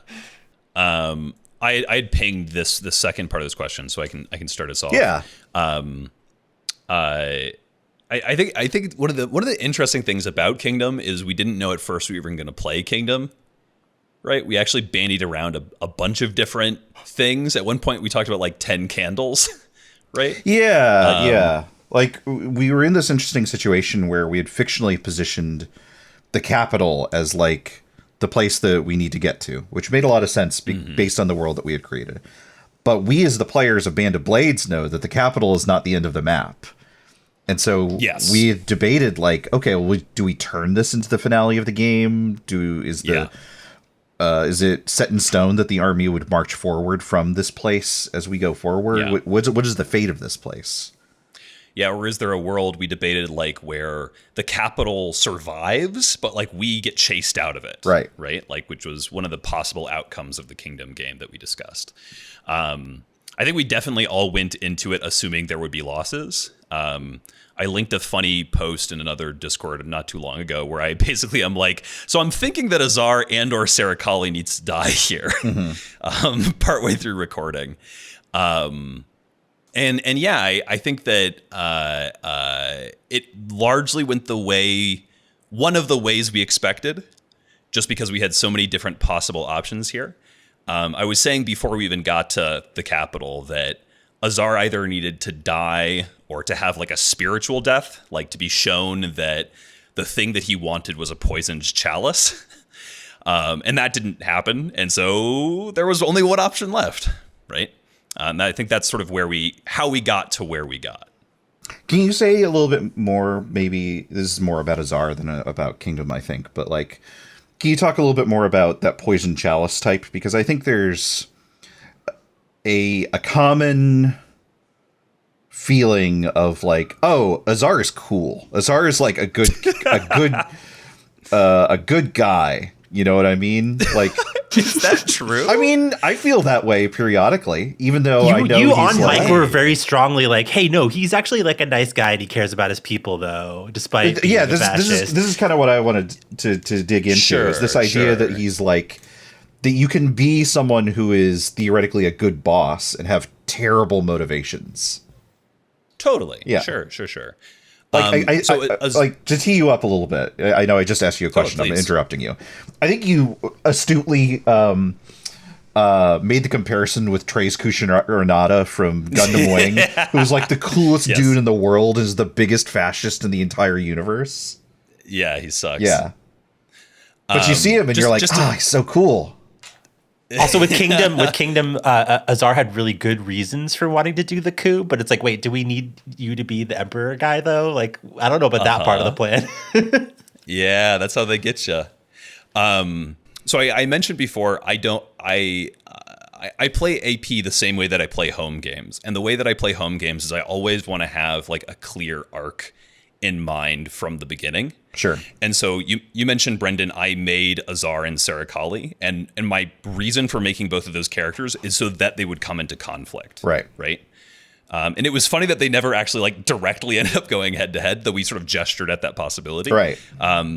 But even just like their different narrative drives, right, would like cause them to come into conflict.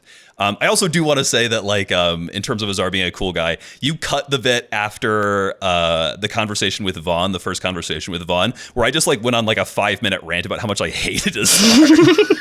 I did do that. It didn't make sense for the pacing. No, it did. It was a good cut. Yeah. But I just want to be clear. Like, at no point am I like, I'm an Azar apologist. Azar was right. Azar should have won. No. Like part of why I'm asking you this is because you didn't get the chance there. Yeah, sure. That's fair. I appreciate the opportunity. No, I set up Azar so that he could be a character that would have the exact sort of response that Devin just laid out. Right? Of being like, oh, this is a guy whose local actions I can agree with, but whose global intent, whose like goals I think are abhorrent. Right? And I think the contrast, the conflict there was what I was really wanting to explore. And so I was happy, in all the ways that we got to explore that. Right. What was your first question before you interrupted with the second question? Great question. Well, I think broadly we're talking about kingdom losses. Yeah. I think we answered that bet for sure. Yeah. Does anyone else have thoughts on that? I didn't plan on killing Kale in Kingdom, but I feel like that was just kind of a logical conclusion based off of how they got wrapped up in all the refugee stuff and all of the what were they called? The Defenders of Hope. Yep. Yeah. That's them. And we'd already been doing like Jesus imagery with Kale. I was like, okay, this is going somewhere. Totally. Sure. I was gonna say I wasn't, for part of it. I thought, especially in the earlier parts of the Kingdom game, because I did switch my primary character from McLeod to Dorado partway through. But when McLeod was still my primary character, I was looking at him like, buddy, I don't know if you make it out of this one. I know that's your whole deal, is to make it out of this one. I don't know if you're going to do it. I can't imagine a world where Nikolaj died. I feel like he had to make it to the end to be the most depressed guy. I was just like, but like that's kind of his whole goal, for Kingdom being a game where it's just, hey, what's your goal? How do you try to make it happen? How do you try to complete it, fulfill it? His whole goal is just, I just got to stay alive. And I'm like, I don't know if I see that success for you, homie. I don't know if I see that in the cards for you. I know you probably read your prophecy, but and then when I switched to Dorado, part of the reason why was because with Matthew saying like, listen, Azar either needs to be dead on the throne or have a spiritual reckoning. I was just like, Dorado could definitely help with part of that.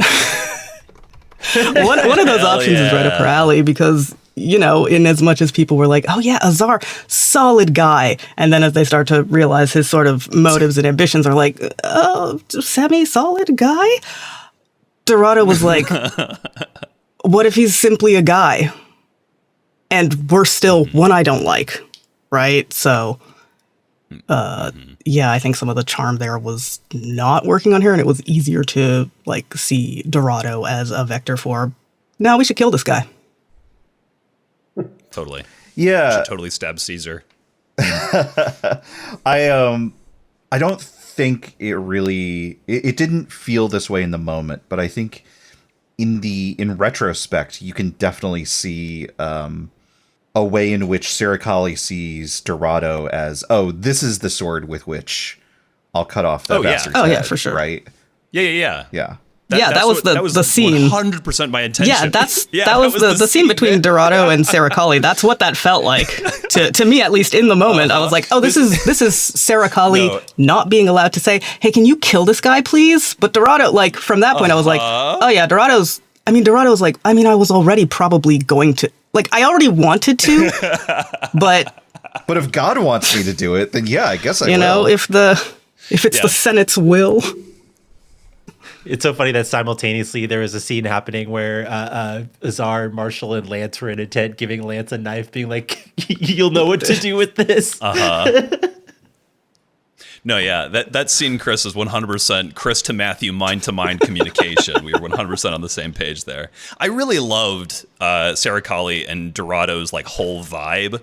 I would have loved more scenes with those two together. It was a super fun to play. Honestly, Dorado didn't get to be on screen enough. I feel like if we had more missions, she would have became like a officer playbook. She could have had a cool. I mean, I don't know. Chris's whole thing, right? Sorry to speak for Chris here, but like Chris's whole thing was like Dorado's a character who just wants to be fighting, right? Who wants to be in the Yeah, I think when she was commander, she was miserable. Yeah. Like, I got to deal with all of the paperwork, right? And like, especially having to go through someone else's paperwork first. Like, I think she might have stayed as a soldier as long as she could have, right? Like maybe taking points in all of or as many of the specialist special actions as made just sense. Get hella grit. Yeah, just becoming a jack of all trades. Totally. Whatever keeps her alive, whatever keeps her fighting. Yeah. Yeah. Brendan, Y-Graph. You just killed that fucker out of nowhere. Great. I killed Y-Graph, and I killed Y-Graph a little bit earlier than I had originally intended because he was fictionally no longer useful. Because he had demonstrated, I think, pretty clearly what the vibe of the Senate was like. But he was outplayed by Azar at basically every turn. And so when there was an opportunity to be like, all right, well, I'm not using this playing piece anymore, I can dispose of it in a useful way. To random never violence. Well, but I mean that. No, it demonstrated a thing. Yeah, Like, it demonstrated that the stakes were ratcheting it up, right? yeah. Chris, would you please read the next question? Sure. This is from Sai. Hi, Sai. I'm not an expert at Band of Blades. Same. But it seems like the Legion did extraordinarily well in this game that seems designed to grind the Legion down. Could you talk a bit about what contributed to the Legion succeeding as much as it did, given Band of Blades' structure? For the players who had played the game before, how did Oathsworn differ in this respect from previous runs at the game, and how did it affect your play this go around? There we go. Well, Gavin was our one person who had played a little bit of Band of Blades before. Gavin, do you want to answer that part first? I think it's a finely tuned game. It's still a Blades of the Dark game in that it's pretty much impossible to lose in Blades in the Dark game if like you just push hard enough. And I think the main difference is that it kept going. Like I only played one session really. Right. I think that previous game, the Mythic Prologue game, we spent too much time world building and like thinking about all the different ways that we could do these things and change it. And in this game, we actually just did the thing and played the game. And I think that was a huge difference that actually improved a lot of things. Sure.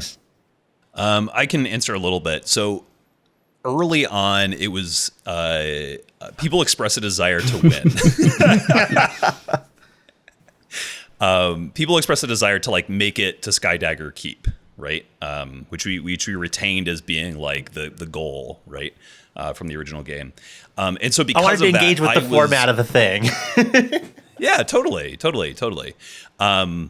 But because this also partially, like, we were talking about that even before we invented the command roles. And so part of even where Azar comes from is me saying, well, we're going to need somebody competent. If I'm going to be the commander, I want to play somebody who is competent, but where that competence is poisoned, right, from the beginning. But because of that, out of character, right, I was also doing stuff like mathing out, like, okay, what's our time situation like? Like, are we at risk for losing here? And that's part of where, like, people probably noticed us doing the, you know, the side projects around increasing the time clock and stuff like that. That's why we moved after basically every stop towards the end, right? We didn't hang around in one place for long because that was the only real way we were going to lose the game, was to time. I came up with so many special missions to tempt you into going for neat little rewards. If you just set it up like the Arcadian Forest where time didn't progress, I would have hung out someplace for as long as you wanted. Because as Gavin said, right, we weren't really at risk for like losing the game on a mission. We were only really going to lose a game because of like the meta game. Mm-hmm. We got kind of close to the losing enough Legionnaires. No. I don't know if we actually got we that were never close close there. to that. Were we in the lower 20s of Legionnaires at some point? We did put in effort to make sure we didn't lose. If we hadn't put in that effort, we could have lost that way. But I was doing my best to be on top of that. Yeah. We had whole squads that like never got a single person on them named. Yeah. Yeah. I think there were 2 squads like that. Like, we only played with 3 Yeah. squads max. Mm-hmm. Yeah. And you were morale maxing the entire Yes. time, Yeah. So We important. were. which is important because you needed all those actions. Yup. Yeah. I mean, I think another thing that Also- contributed to characters not getting worn down quite as fast was we forgot about corruption a lot.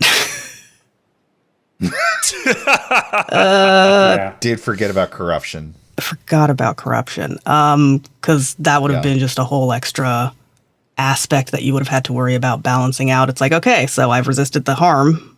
Do I also resist the corruption, or does this weird guy get even weirder, you know? And then eventually does that weirdness kill them? Yeah. We also definitely did the thing where we like were really grinding levels on specific characters. Yeah. Yeah. Oh, yeah. Like, you know, Yeah. because we didn't put those other Legionnaires on screen, like the Legionnaires we were putting on screen were getting hella XP and we're like super strong by the end of the game. Yeah. Gavin was min-maxing for sure. Oh, so was I I. can't The help loot it. build is very powerful. That's I right. don't think by the end of the campaign, Aoife had any points in Resolve. Good.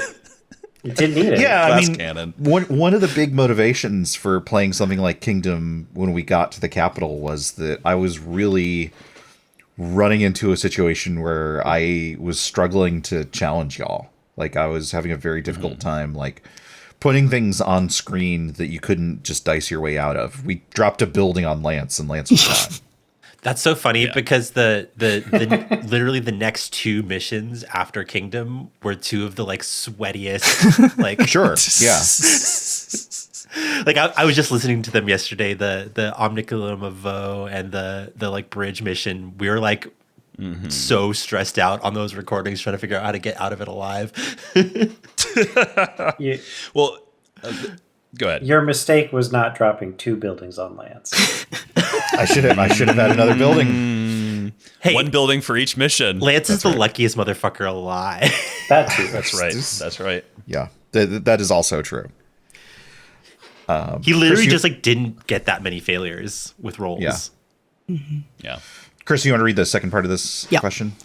Brendan, for you specifically as the editor, you managed to consistently keep episode runtimes at around the 1 hour mark. Did you have particular challenges with any arcs keeping to this format and picking breakpoints? And again, that's from Sai. Thank you, Sai. A big part of that was so in part that comes from what my listening habits are. Like, I have a difficult time listening to actual plays that exceed that kind of listening schedule. So I wanted to have something that was nice and disposable, so to speak. Like, you can get in, you listen to it, you find out what happens the week after. And one of the things that really helped me do that is that I have that same sort of schedule for playing games. I have a very difficult time playing a tabletop game or doing anything for like 4 or 5 hours or anything like that. So our play sessions tended to be like 3.5 hours max, which meant that when time came to like turn that into listable content, it was sort of a natural kind of extension of, here's the first half of the play session and here's the back half of the play session, that kind of thing. Certainly there were a couple of exceptions in there. I feel like we did our best. Thankfully, you know, we were talking before about like what the difference is between just playing a home game versus playing for an actual play thing. Like, I know Matthew specifically called out playing in sort of a presentational cinematic way, but I feel like everyone did a pretty good job of like providing really, really clear, like, caps to things that were going on, evocative descriptions, moments that worked as cliffhangers and stuff like that, that did a good job of providing me easy breakpoints for that kind of thing. Totally. That was at least something I noticed So in my that's- re-listen, is that like there was always like really nice, convenient places to end episodes dramatically. Yeah. Totally. Yeah, just do it right. Matthew, would you read the next question, please? Greetings, Oathsworn. With the release of An Hour of Wolves as its own game, how did you balance making something that would capture the specifics of what you wanted for your particular campaign with making something that could be used to tell any number of stories? And there's a nice comment here as well. Thank you for making such a great show. It's been an absolute delight to listen to the past 2 years. This is from Ian Gill. Thanks, Ian. Thanks, Ian. Matthew can help me answer this question, I think, because we worked really hard to find exactly the right percentage for the situation that we were going into. But in the course of that, we found, well, if you change these other variables, you get these other numbers. And depending on what your circumstances are for picking up the game, to be clear, I'm talking about like how many soldiers you start with, how many specialists you start with, how many advantages you have. Like, there is literally a chart in the game that tells you, like, if you start with this number, you will probably have about a 30% chance of success. If you start with these numbers, you'll have about an 80% chance of success, that kind of thing. And for our game, I was very specifically like, I want us to have a real chance of losing, but I don't want this to be a coin flip, nor do I want it to be certain doom. And so we landed, I think, somewhere around like the 70% mark or something like that. Yeah, it was like 75, 76%. Sure. Like that. Yeah. Yeah. Just to be explicit there, like when we were doing the balancing, we were specifically using our actual numbers from the actual campaign. Right. Like, we knew how many of those things that we had, right? Yes. And so that's what we could use. So to Ian's question of balance, like literally the game is balanced around our campaign. Right. Yeah. We're the control. Mm-hmm. Yeah. If you play it, let me know. Yeah. Here's a question from Bird. Hello, the Sworn team. How was experiencing the show after such a long time between recording and release? Did anything surprise you or hit differently than you remember? Devin. What? Why would you do that? To test my ability. I don't know. It was fun. We joke a lot about how Matthew is the only one of us that has like long-term like memory retention. So it was actually kind of fun to hear the podcast 2 years after we recorded it. Cause it's like, oh, this is like listening to a podcast that I wasn't on, but my voice happens to be here. That's pretty funny. I called on Devin because Devin's binging the podcast over again. That makes sense. Yeah. Anyone else have feelings about this? I'm just a completely different person now. Sure. In a completely different situation. So it's Yeah. like a little hard to go back, honestly. Yeah, I hear you. I often like put myself into art projects and then never want to look at them again. And not in a bad way, just in a like, I put it in a bottle, keep it in the bottle. Right. Yeah, yeah. I definitely benefited, I think, from the gap. I think I couldn't be happier with the show. I'm really, really pleased with it. And I think being able to like do the work of recording it, take a breath, and then get into it from the very beginning rather than like trying to process it all at the same time really gave me the distance to like appreciate like, oh, this is good actually.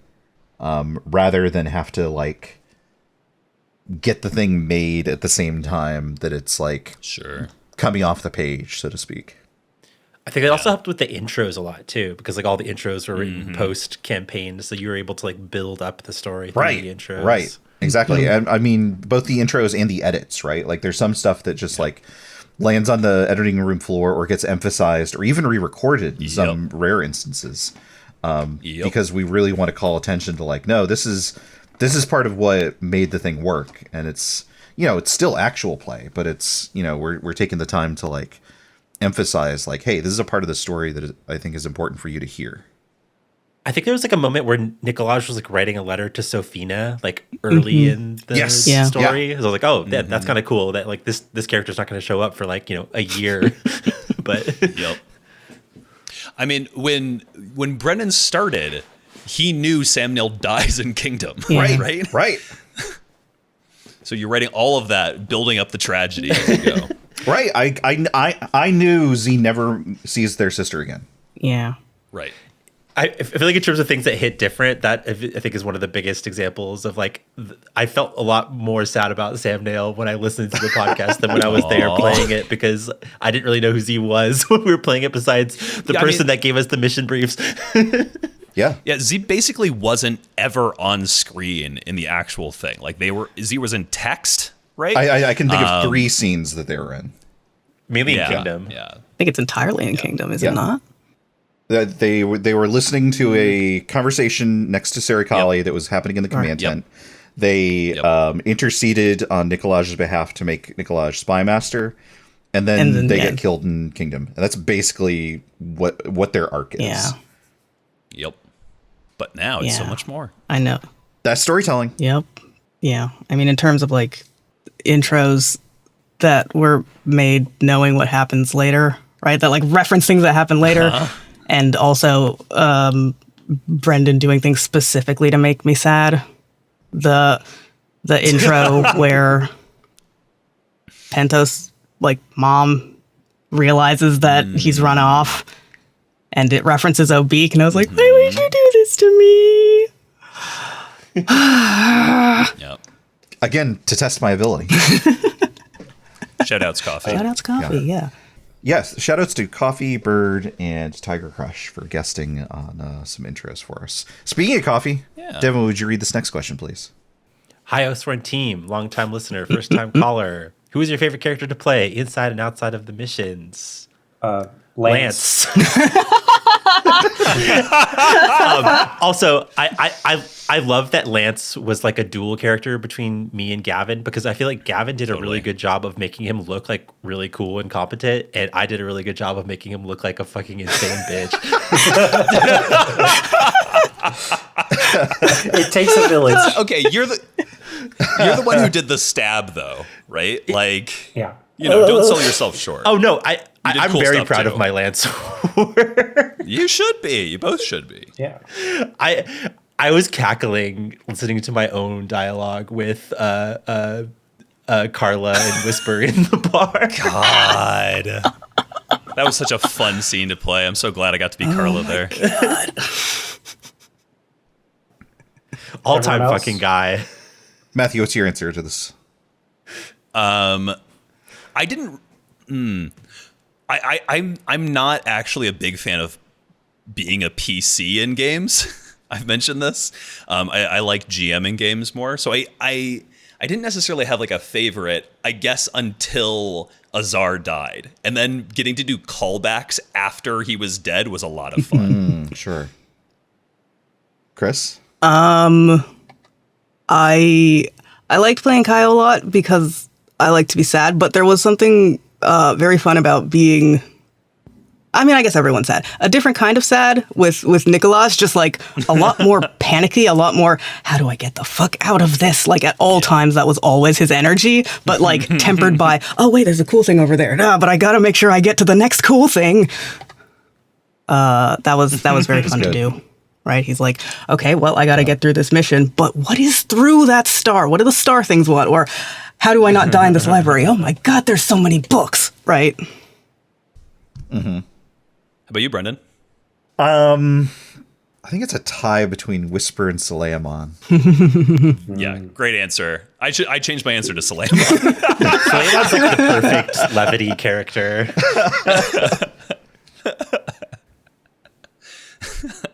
Get ready for Suleiman spin-off, Oathsworn 2. What will my voice be in this one? No one knows. No one knows what my accent is. I came up with my own map. I taught myself to read. Wrong, as a joke. Coffee also... Kris, you want to say... Yeah. Oh, sorry, go ahead. I was going to suggest Kris do it to just finish it out. Yeah, Kris, do you want to read the rest of this? Oh, sure. Oathsworn was all recorded in advance of its release. When was the finale recorded? What was the greatest difficulty about recording in advance? Thanks for making a really great show. Thank you, Coffee. Regards, Coffee. They, them. Thanks, Coffee. Matthew has done the homework of reminding us that the finale was recorded in July of 2022. Terrifying. Did not think it was going to take this long to get the show out. Sorry about that. 3-year anniversary. Sorry about that. No need to apologize. I think the greatest difficulty about recording in advance was not knowing if it was good or not. Yeah. You know what I mean? Like you have a feeling, and you have moments along the way where you're like, but like part of my ethos was I've been part of plenty of TTRPG campaigns that have fallen apart for perfectly good reasons. I've been a part of some that have fallen apart for bad reasons. But sometimes someone moves, someone gets a new job, and it's just like, hey, I've loved playing with you. My life circumstances have changed. I just can't keep going on in this way. And sometimes that happens with multiple people. And sometimes you start telling a story that you're really in love with and you can't finish it in some way. And so I was very deliberate about, if we start this, I want to make sure that we have it start to finish, that we're able to tell it in the way that we want to tell it, rather than start telling something and then circumstances completely out of our control prevent us from finishing that story in that same way.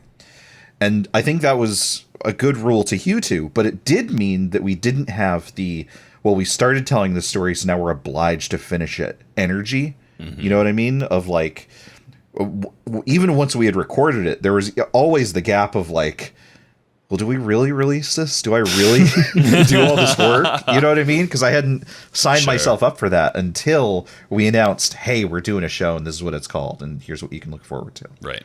So, you know, there was that tension, I think, at least personally, of like, it's not real until it's real. And until it's real, you can always decide otherwise. Yeah. Totally. There's no other thoughts on this? Yeah. Oh. My only comment, it was hard to sit on music that I was really proud of for 2 years and not have it be in public. Thank you for being patient. Yeah. That makes sense. That was my obligation. Insane. I needed to make the show so that the music would go. Devin would have a venue for their music. That's right. I mean, that's not completely a joke. Matthew, would you read the next question, please? For sure. This one's from Monica. Hello, first time, long time here, and I just want to congratulate you on a fantastic show. Thanks, Monica. These 2 years with Oathsworn were a blast and a real display of phenomenal talent on everybody's end. For the Postmortem, I have 2 questions. 1, I'm curious about the design process of the Augur as a playbook and the decision to bring it into the game as Nicolage. When did the Augur take shape? What was the design process like? Were alternative uses of Weave considered? Things were certainly happening with Waloot. I think this is mostly a Gavin and Brendan joint. Yeah. I'm a thief. I like to steal things. We stole a bunch of the abilities from Grant Howitt, I think it was. Who made Some stuff from Grant Howitt, but also a bunch of stuff from Rearguard by Caro Assertion and Weaver Walker. Weaver Walker. Thank you very much. And so why design a new thing when I can just put an old thing into the new situation? Yeah, that's basically my answer. This was a circumstance where we kind of already knew the shape of the thing that we wanted because we had seen it in other games, so we just kind of used that. We considered a bunch of different things for Weave. I think we landed on what we went with because it was like kind of the most straightforward in a way. We didn't want the Augur to be like super powerful necessarily, even though they are powerful. But Yeah. I think that's what I've got. I feel free to cut this, but at one point there was a discussion around the Star custom playbook for Waloot. We don't have to get into like why that didn't happen if we don't want to. Sure. But I just thought I'd mention it here in terms of like alternate possible uses for Weave that were discussed. Right. Yeah. I can respond to that at least a little bit. And I think the thing is that we opted not to go with that because Waloot's path seemed to be doing whatever she could to not lean into the Star stuff rather than Totally. Leaning in. So it made more sense for her to be like, no, I'm not that. I'm a scout. I'm normal. Girl, lean away. Yeah. Also, I wanted another soldier so I could make a soldier squad. Yeah, that makes sense. Yeah, We had enough specialists. The cursed soldiers. Yeah, like one of the two times we deployed the soldier squad, two of them fucking died. Yeah. Monica's second question. What was one song on the character playlist you wanted to share and never got the chance to? Thanks for the incredible show. Monica. Thanks, Monica. I don't know. I don't remember if it came up, but the UDET song is El Fusilado. Yup. And go check out that song. It's great. By Chumbawamba. By Chumbawamba. Chumbawamba is canonically in the Legion. Yeah. They're a rookie. Single person other Chumbawamba. They're all collectively a rookie. The other song Devin. for my IFA playlist that I thought was very IFA coded was Albatross by Foles.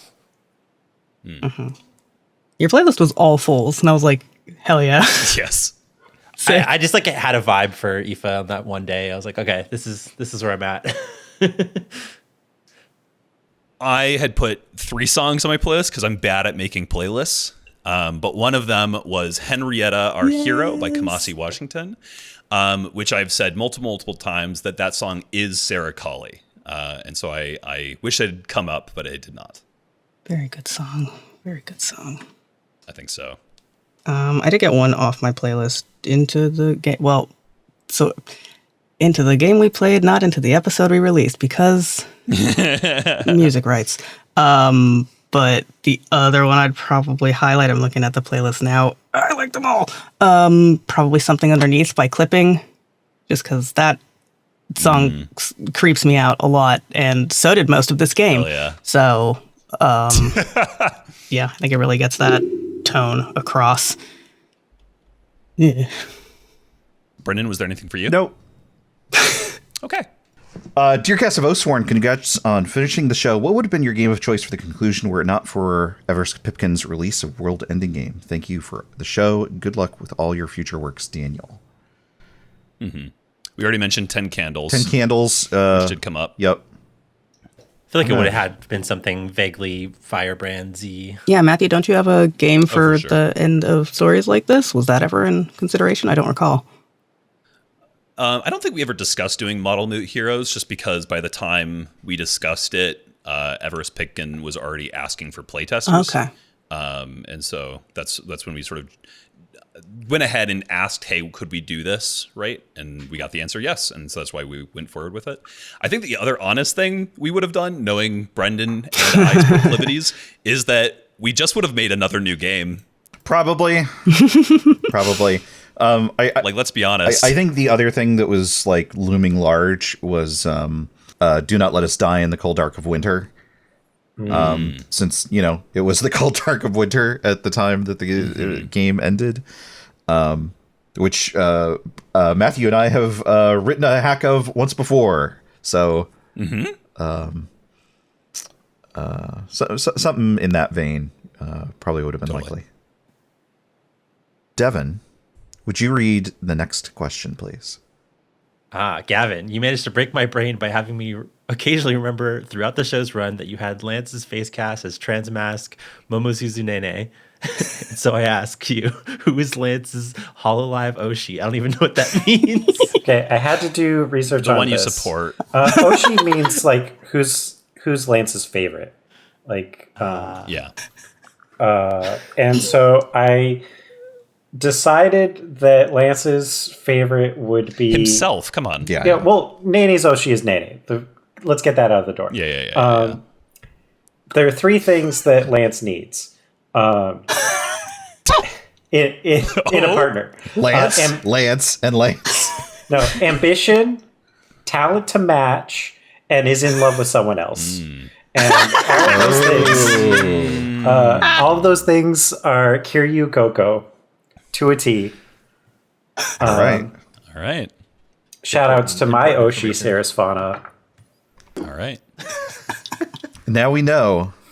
That was from Sai, who also says, had a great time with the show. All the best. Thank you, Sai. Yeah, shout out to Sai, friend Sai. of the show. Gavin, would you read the next question, please? Yeah.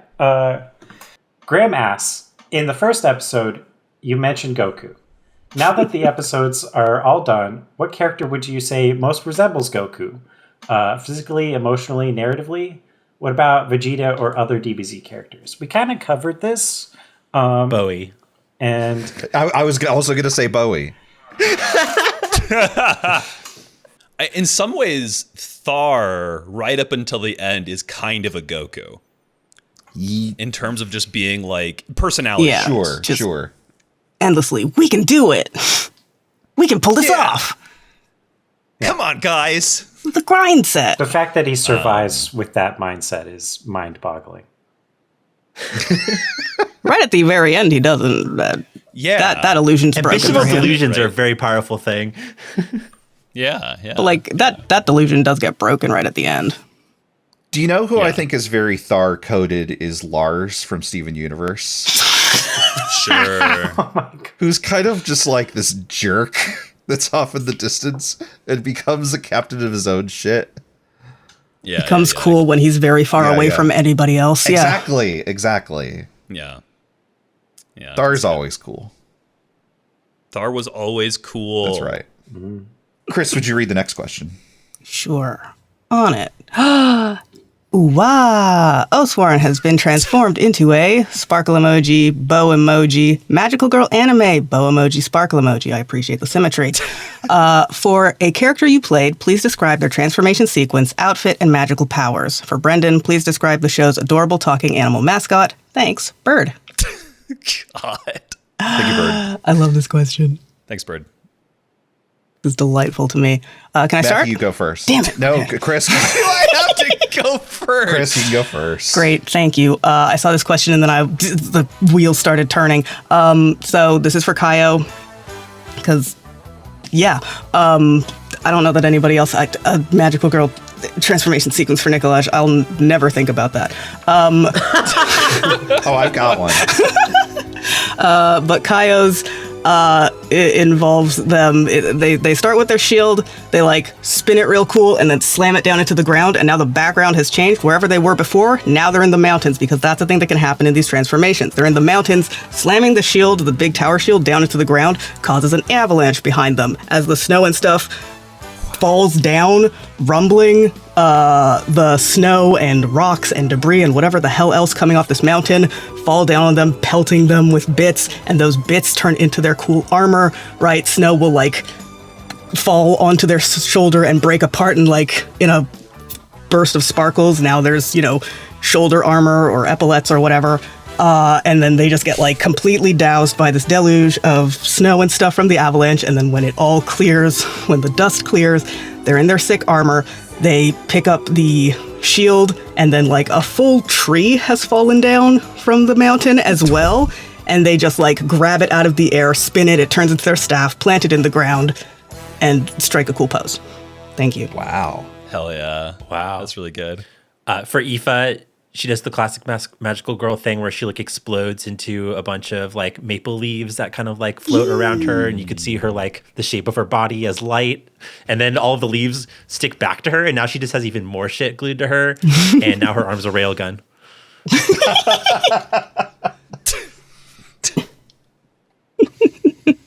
Gavin? I don't know how this works. I feel like there's some very powerful potential for Waloot here with the star stuff. Yeah. Waloot's the obvious answer. Yeah. Lark's a lot harder. I think that Lark's would be Lark does nothing and then the background starts changing. Lark continues to do nothing and then the background finishes and Lark is still just Lark. Exact same. Yeah. as Lark is before. the embodiment of really you good. don't have to get ready if you stay ready. Yeah. Okay. Nabane.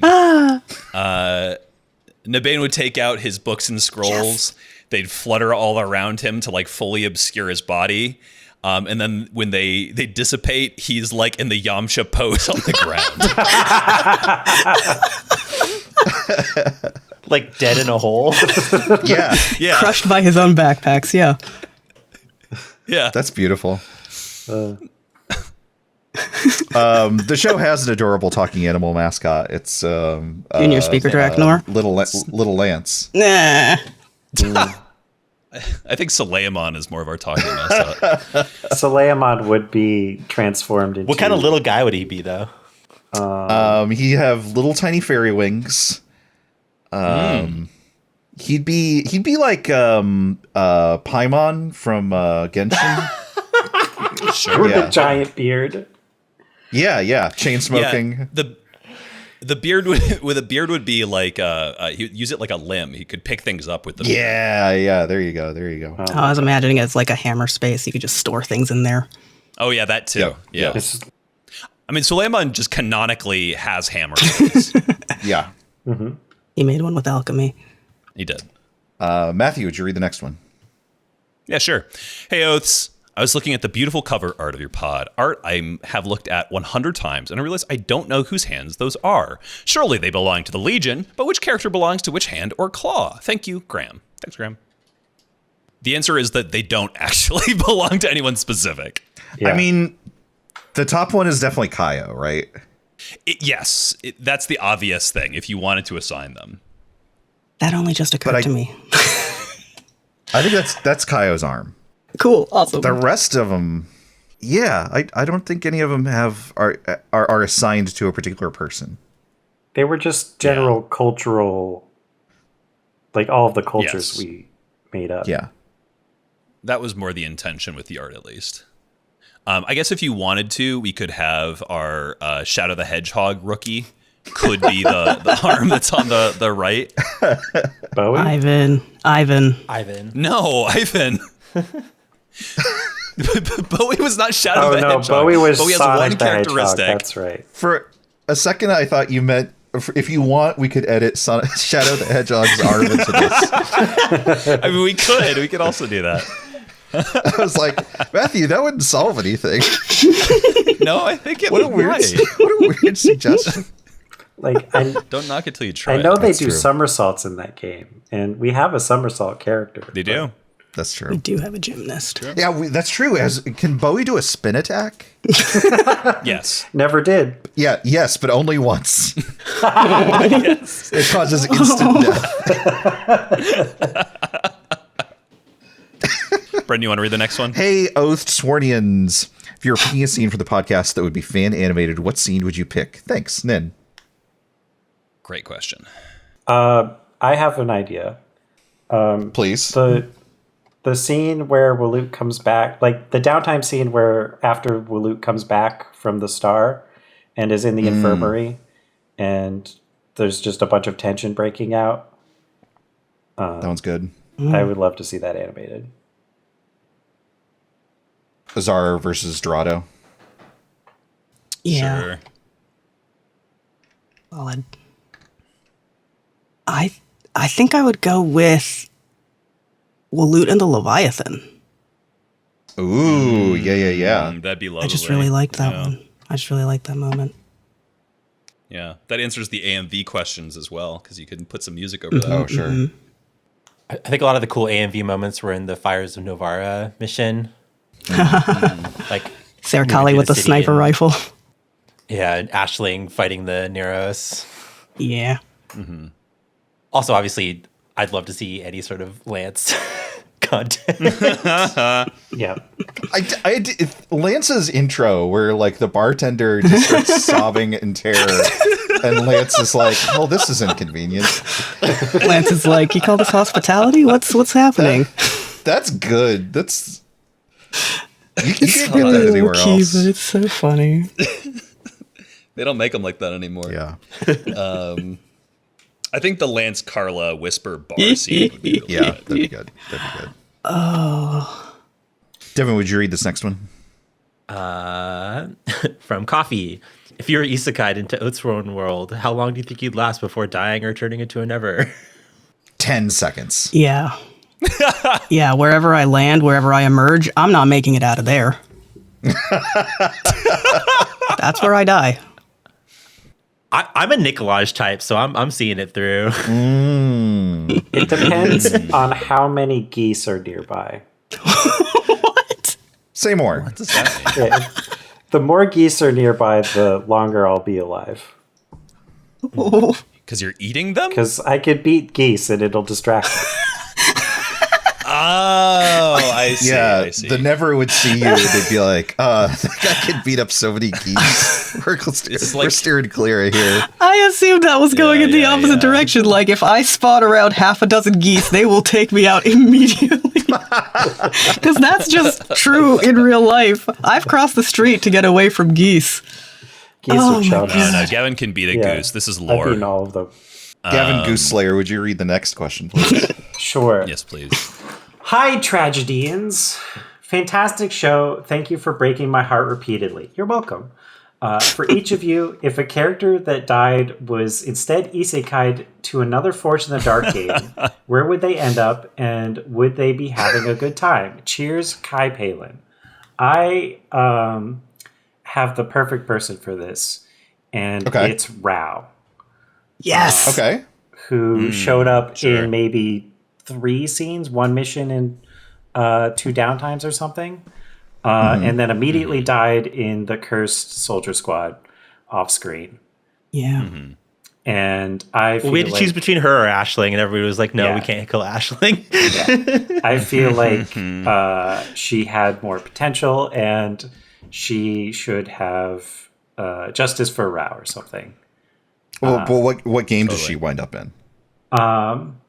Duskwall. Yeah. Yeah. Original Darks. Band of Blades. Becomes a bruiser for some gang somewhere. Sure. Yeah, give her a cool girlfriend. Yeah. Yeah. Gets mad at I Lord wanna- Skurlock. I want to mirror that and also twist this question. Ashling was in Blades in the Dark and died in Blades in the Dark and got isekai'd to Band of Blades. Ah, that explains everything. Whoops. So Ashling and Rao just switched places. That's pretty fun. Bowie would end up in Beam Saber as the rookie. Oh, hell Also yes. die. Also die. Makes the mech do a backflip and it explodes. Yes, yes, exactly. I can only do this one time. You gotta make it count. Oh. Oh my gosh. Who else died? So many. See, now I'm doing the thing where memories don't work, and I'm like, who died? I know there's a lot, but name one. I want to put Shuked in Blades, the new Blades, Blade 76 or whatever it is. 68. Sure, yeah. 68. They'd be great at Yeah, that. cool, like spy Shuked. Yeah. He's totally. like the only pig man, like Porco Rosso or something like that. Yeah. That's good. Pig them. Better a pig than a them. fascist. Yeah. I just recently watched Porco Rosso. That movie rocks. Yeah, it's great. Yeah. It does rock. It's a good time. Do. Obik. Kaio. Just let them rest. I think Kylo didn't die. a Waloot was briefly Izakai'd, and then it's ambiguous as to whether or not she returned to our world from the Izakai. Well, Lute got isekai'd into Songs for the Dusk and was just like, Yeah. oh my god, they have plants, like things are alive. Sick. Is that tiger made of electricity? I'm staying here. And then sent back some sort of construct of Waloot through the star. That makes sense. Canon. Question? Should I read it because it's my question? Sure. Despite being an anime, we occasionally refer to characters with real actors that could play them in the movie or TV version of the story. Who is an actor you'd cast as one of the characters we didn't get a casting for already? I have a really strong one for this. Ashling is played by Robert Pattinson. Yeah. Ooh. But he have to Interesting. put on a little bit of bulk because he's a little bit too twinky, but I feel like the mannerisms and the He's kind of look bulky is in Batman. perfect. Yeah, he's bulky Batman. I couldn't think of one for Aoife though. The closest I got to Aoife was Zoe Kravitz, but just because she's like a petite Sure. brown girl, but I don't know. There are many. Yeah. I have one for Rachel, which I realized I had all along, but again, with the problem of me not describing what people look like, because I forget that the things I imagine in my brain are not a TV show we're all tuned into. The way I was picturing Rachel was like kind of wiry build, really like wide eyes, like big eyes, very like sharp facial features, really dark skin, and then just hair in two braids straight down. And I realized that is just chewing gum era Michaela Cole. So that's that. I don't know who that is. I think Dave Bautista could do an incredible Azar. Yeah, sick. Kris. Hi. Cravander. Oh, Ayo Edibiri. see, but the first place I went was shit, what's his name? I try not to think about him now because he agrees with the transphobes. Richard Ayoade. Richard Ayoade. Oh, I didn't know He this agrees about with it. the terrible news for me. transphobes? He still supports Graham Linehan. What? Oh, the yeah. fuck? Yeah, it sucks. Damn. That sucks. Yeah. I think you know a guy. Yeah, you think you know a guy. Anybody else got casting? Even now, I do not have an idea of what people look like. Fair. Can we get one non-transphobe one to round up the podcast? Everyone say your favorite non-transphobe. I really Mine wanted is to, Matthew. I really wanted to think of a casting. I really wanted to think of a casting for Kale, but I couldn't pull it out. One of the potential ideas I had was Alexander Siddig, who plays Bashir in Deep Space Nine. Oh, that's lovely. Love Who's the actress in Alexander Queen's Siddig. Gambit? Anya Taylor-Joy. Yeah, is she a transphobe? Not to my knowledge. So God. The energy here at the end. If she's not, then fuck transphobes. she could be a Sophina. She could definitely be a Sophia. I can see that. I can see for that, sure. yeah. To maybe clear the air here at the end. Cy and Bird both asked us about AMVs. Yeah, let's go out on this. Yeah, let's go out on AMVs. I like that better. Okay. Do you want to reread that? Yeah, of course. I can do that. So Cy had asked us, for everyone, because Oathsworn is anime, what is the focus of and song choice for the AMV/fan cam you would craft about the show? And Bird also asked, everyone, please describe your dream Oathsworn anime AMV. I know there were some in World Ending Game. I want more. And she said it just like that. She told me. I know. It comes through in the text. I have two answers. Oh. Hit us. One of them was going to be a Henrietta Our Hero edit again. with Sarah Colley. And my idea here was actually do something kind of weird and slightly experimental for an AMV, of course, which would be to isolate Sarah Colley in all her scenes and play her like still in the center frame, like center her on the center of the frame. So she's like moving in real time, and then play the rest of the show around her in fast forward. Cool. So it's like how she is experiencing the time. That's cool. Right, compared to everyone else. Yeah. My other answer is a sillier one, which is We Wanna Rock by They Might Be Giants. Okay. Which is an extremely silly song about wanting a rock to tie some string around and like fads, basically. But this would be like a funny like end credits of the anime type thing, where we would just have like everybody raiding Crovander's carts and like running off with different shit, and Suleiman getting up to nonsense in the background, just like a silly feel good sort of AMV. Nice. I would do a, from Animatrix, there's the Second Renaissance stuff that shows how, like, where the dang machines came from and how they took over the world. I want a, like, video of that showing where the Never start from and what it's like to transform into Never and how they gather together and get directed by the free will ones. Set to Every Day is Exactly the Same by Nine Inch Nails. All right. There's a song called Birds with Broken Wings by Ben Kaplan. And I think it would be great for Suleiman just doing all of his laboratory nonsense and showing off all of Suleiman's like horrifying inventions. Nice. I want a Lance Dubs medley fan cam. I don't know what the song would be though. Thank You Next by Ariana Grande. Yes. There's got to be a Kesha song. Oh my god. Either that or All I Do Is Win. Is that DJ Khaled? Yep. Sure, yeah. Every Day I'm Hustling by Rick Ross. Yeah. That's LMFAO. That's Thar. That's more of a Thar kind of thing. I think the one I want is. It is Rick Ross. Oh, is it? Okay. What am I You were thinking of? I'm thinking thinking of of, Party Rock Every Damn Anthem, Shuffle. aren't I? Oh, yeah. I mean, That's it. LMFAO Okay. Lance fan cam is also really good. Yes.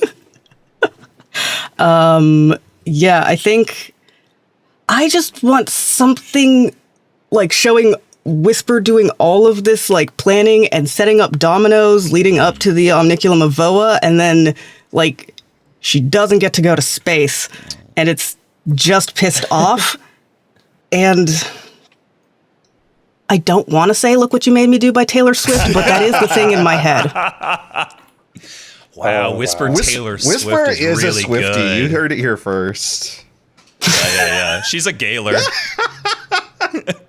There definitely needs to I'm be sorry. Aoife shooting the Crimson shot for the first time set to like Linkin Park or something. Yeah. Just like a classic anime love, music video. pain, can't get enough. Exceptional. Thank you for listening to the hit anime Oathsworn. It is not being renewed for a second season on Crunchyroll. Hey, thank you to the four of you for making this wonderful show with me. Thanks for GMing. Absolutely. Thanks, And everyone. producing. Likewise, yeah. My This is one of the most absolute fun pleasure. things I've made in my life, so hell yeah. Yeah. And obviously if you haven't heard it already, we've said we're not making a second season of this. I think a lot of us don't really know what we're doing next, but we're all interested in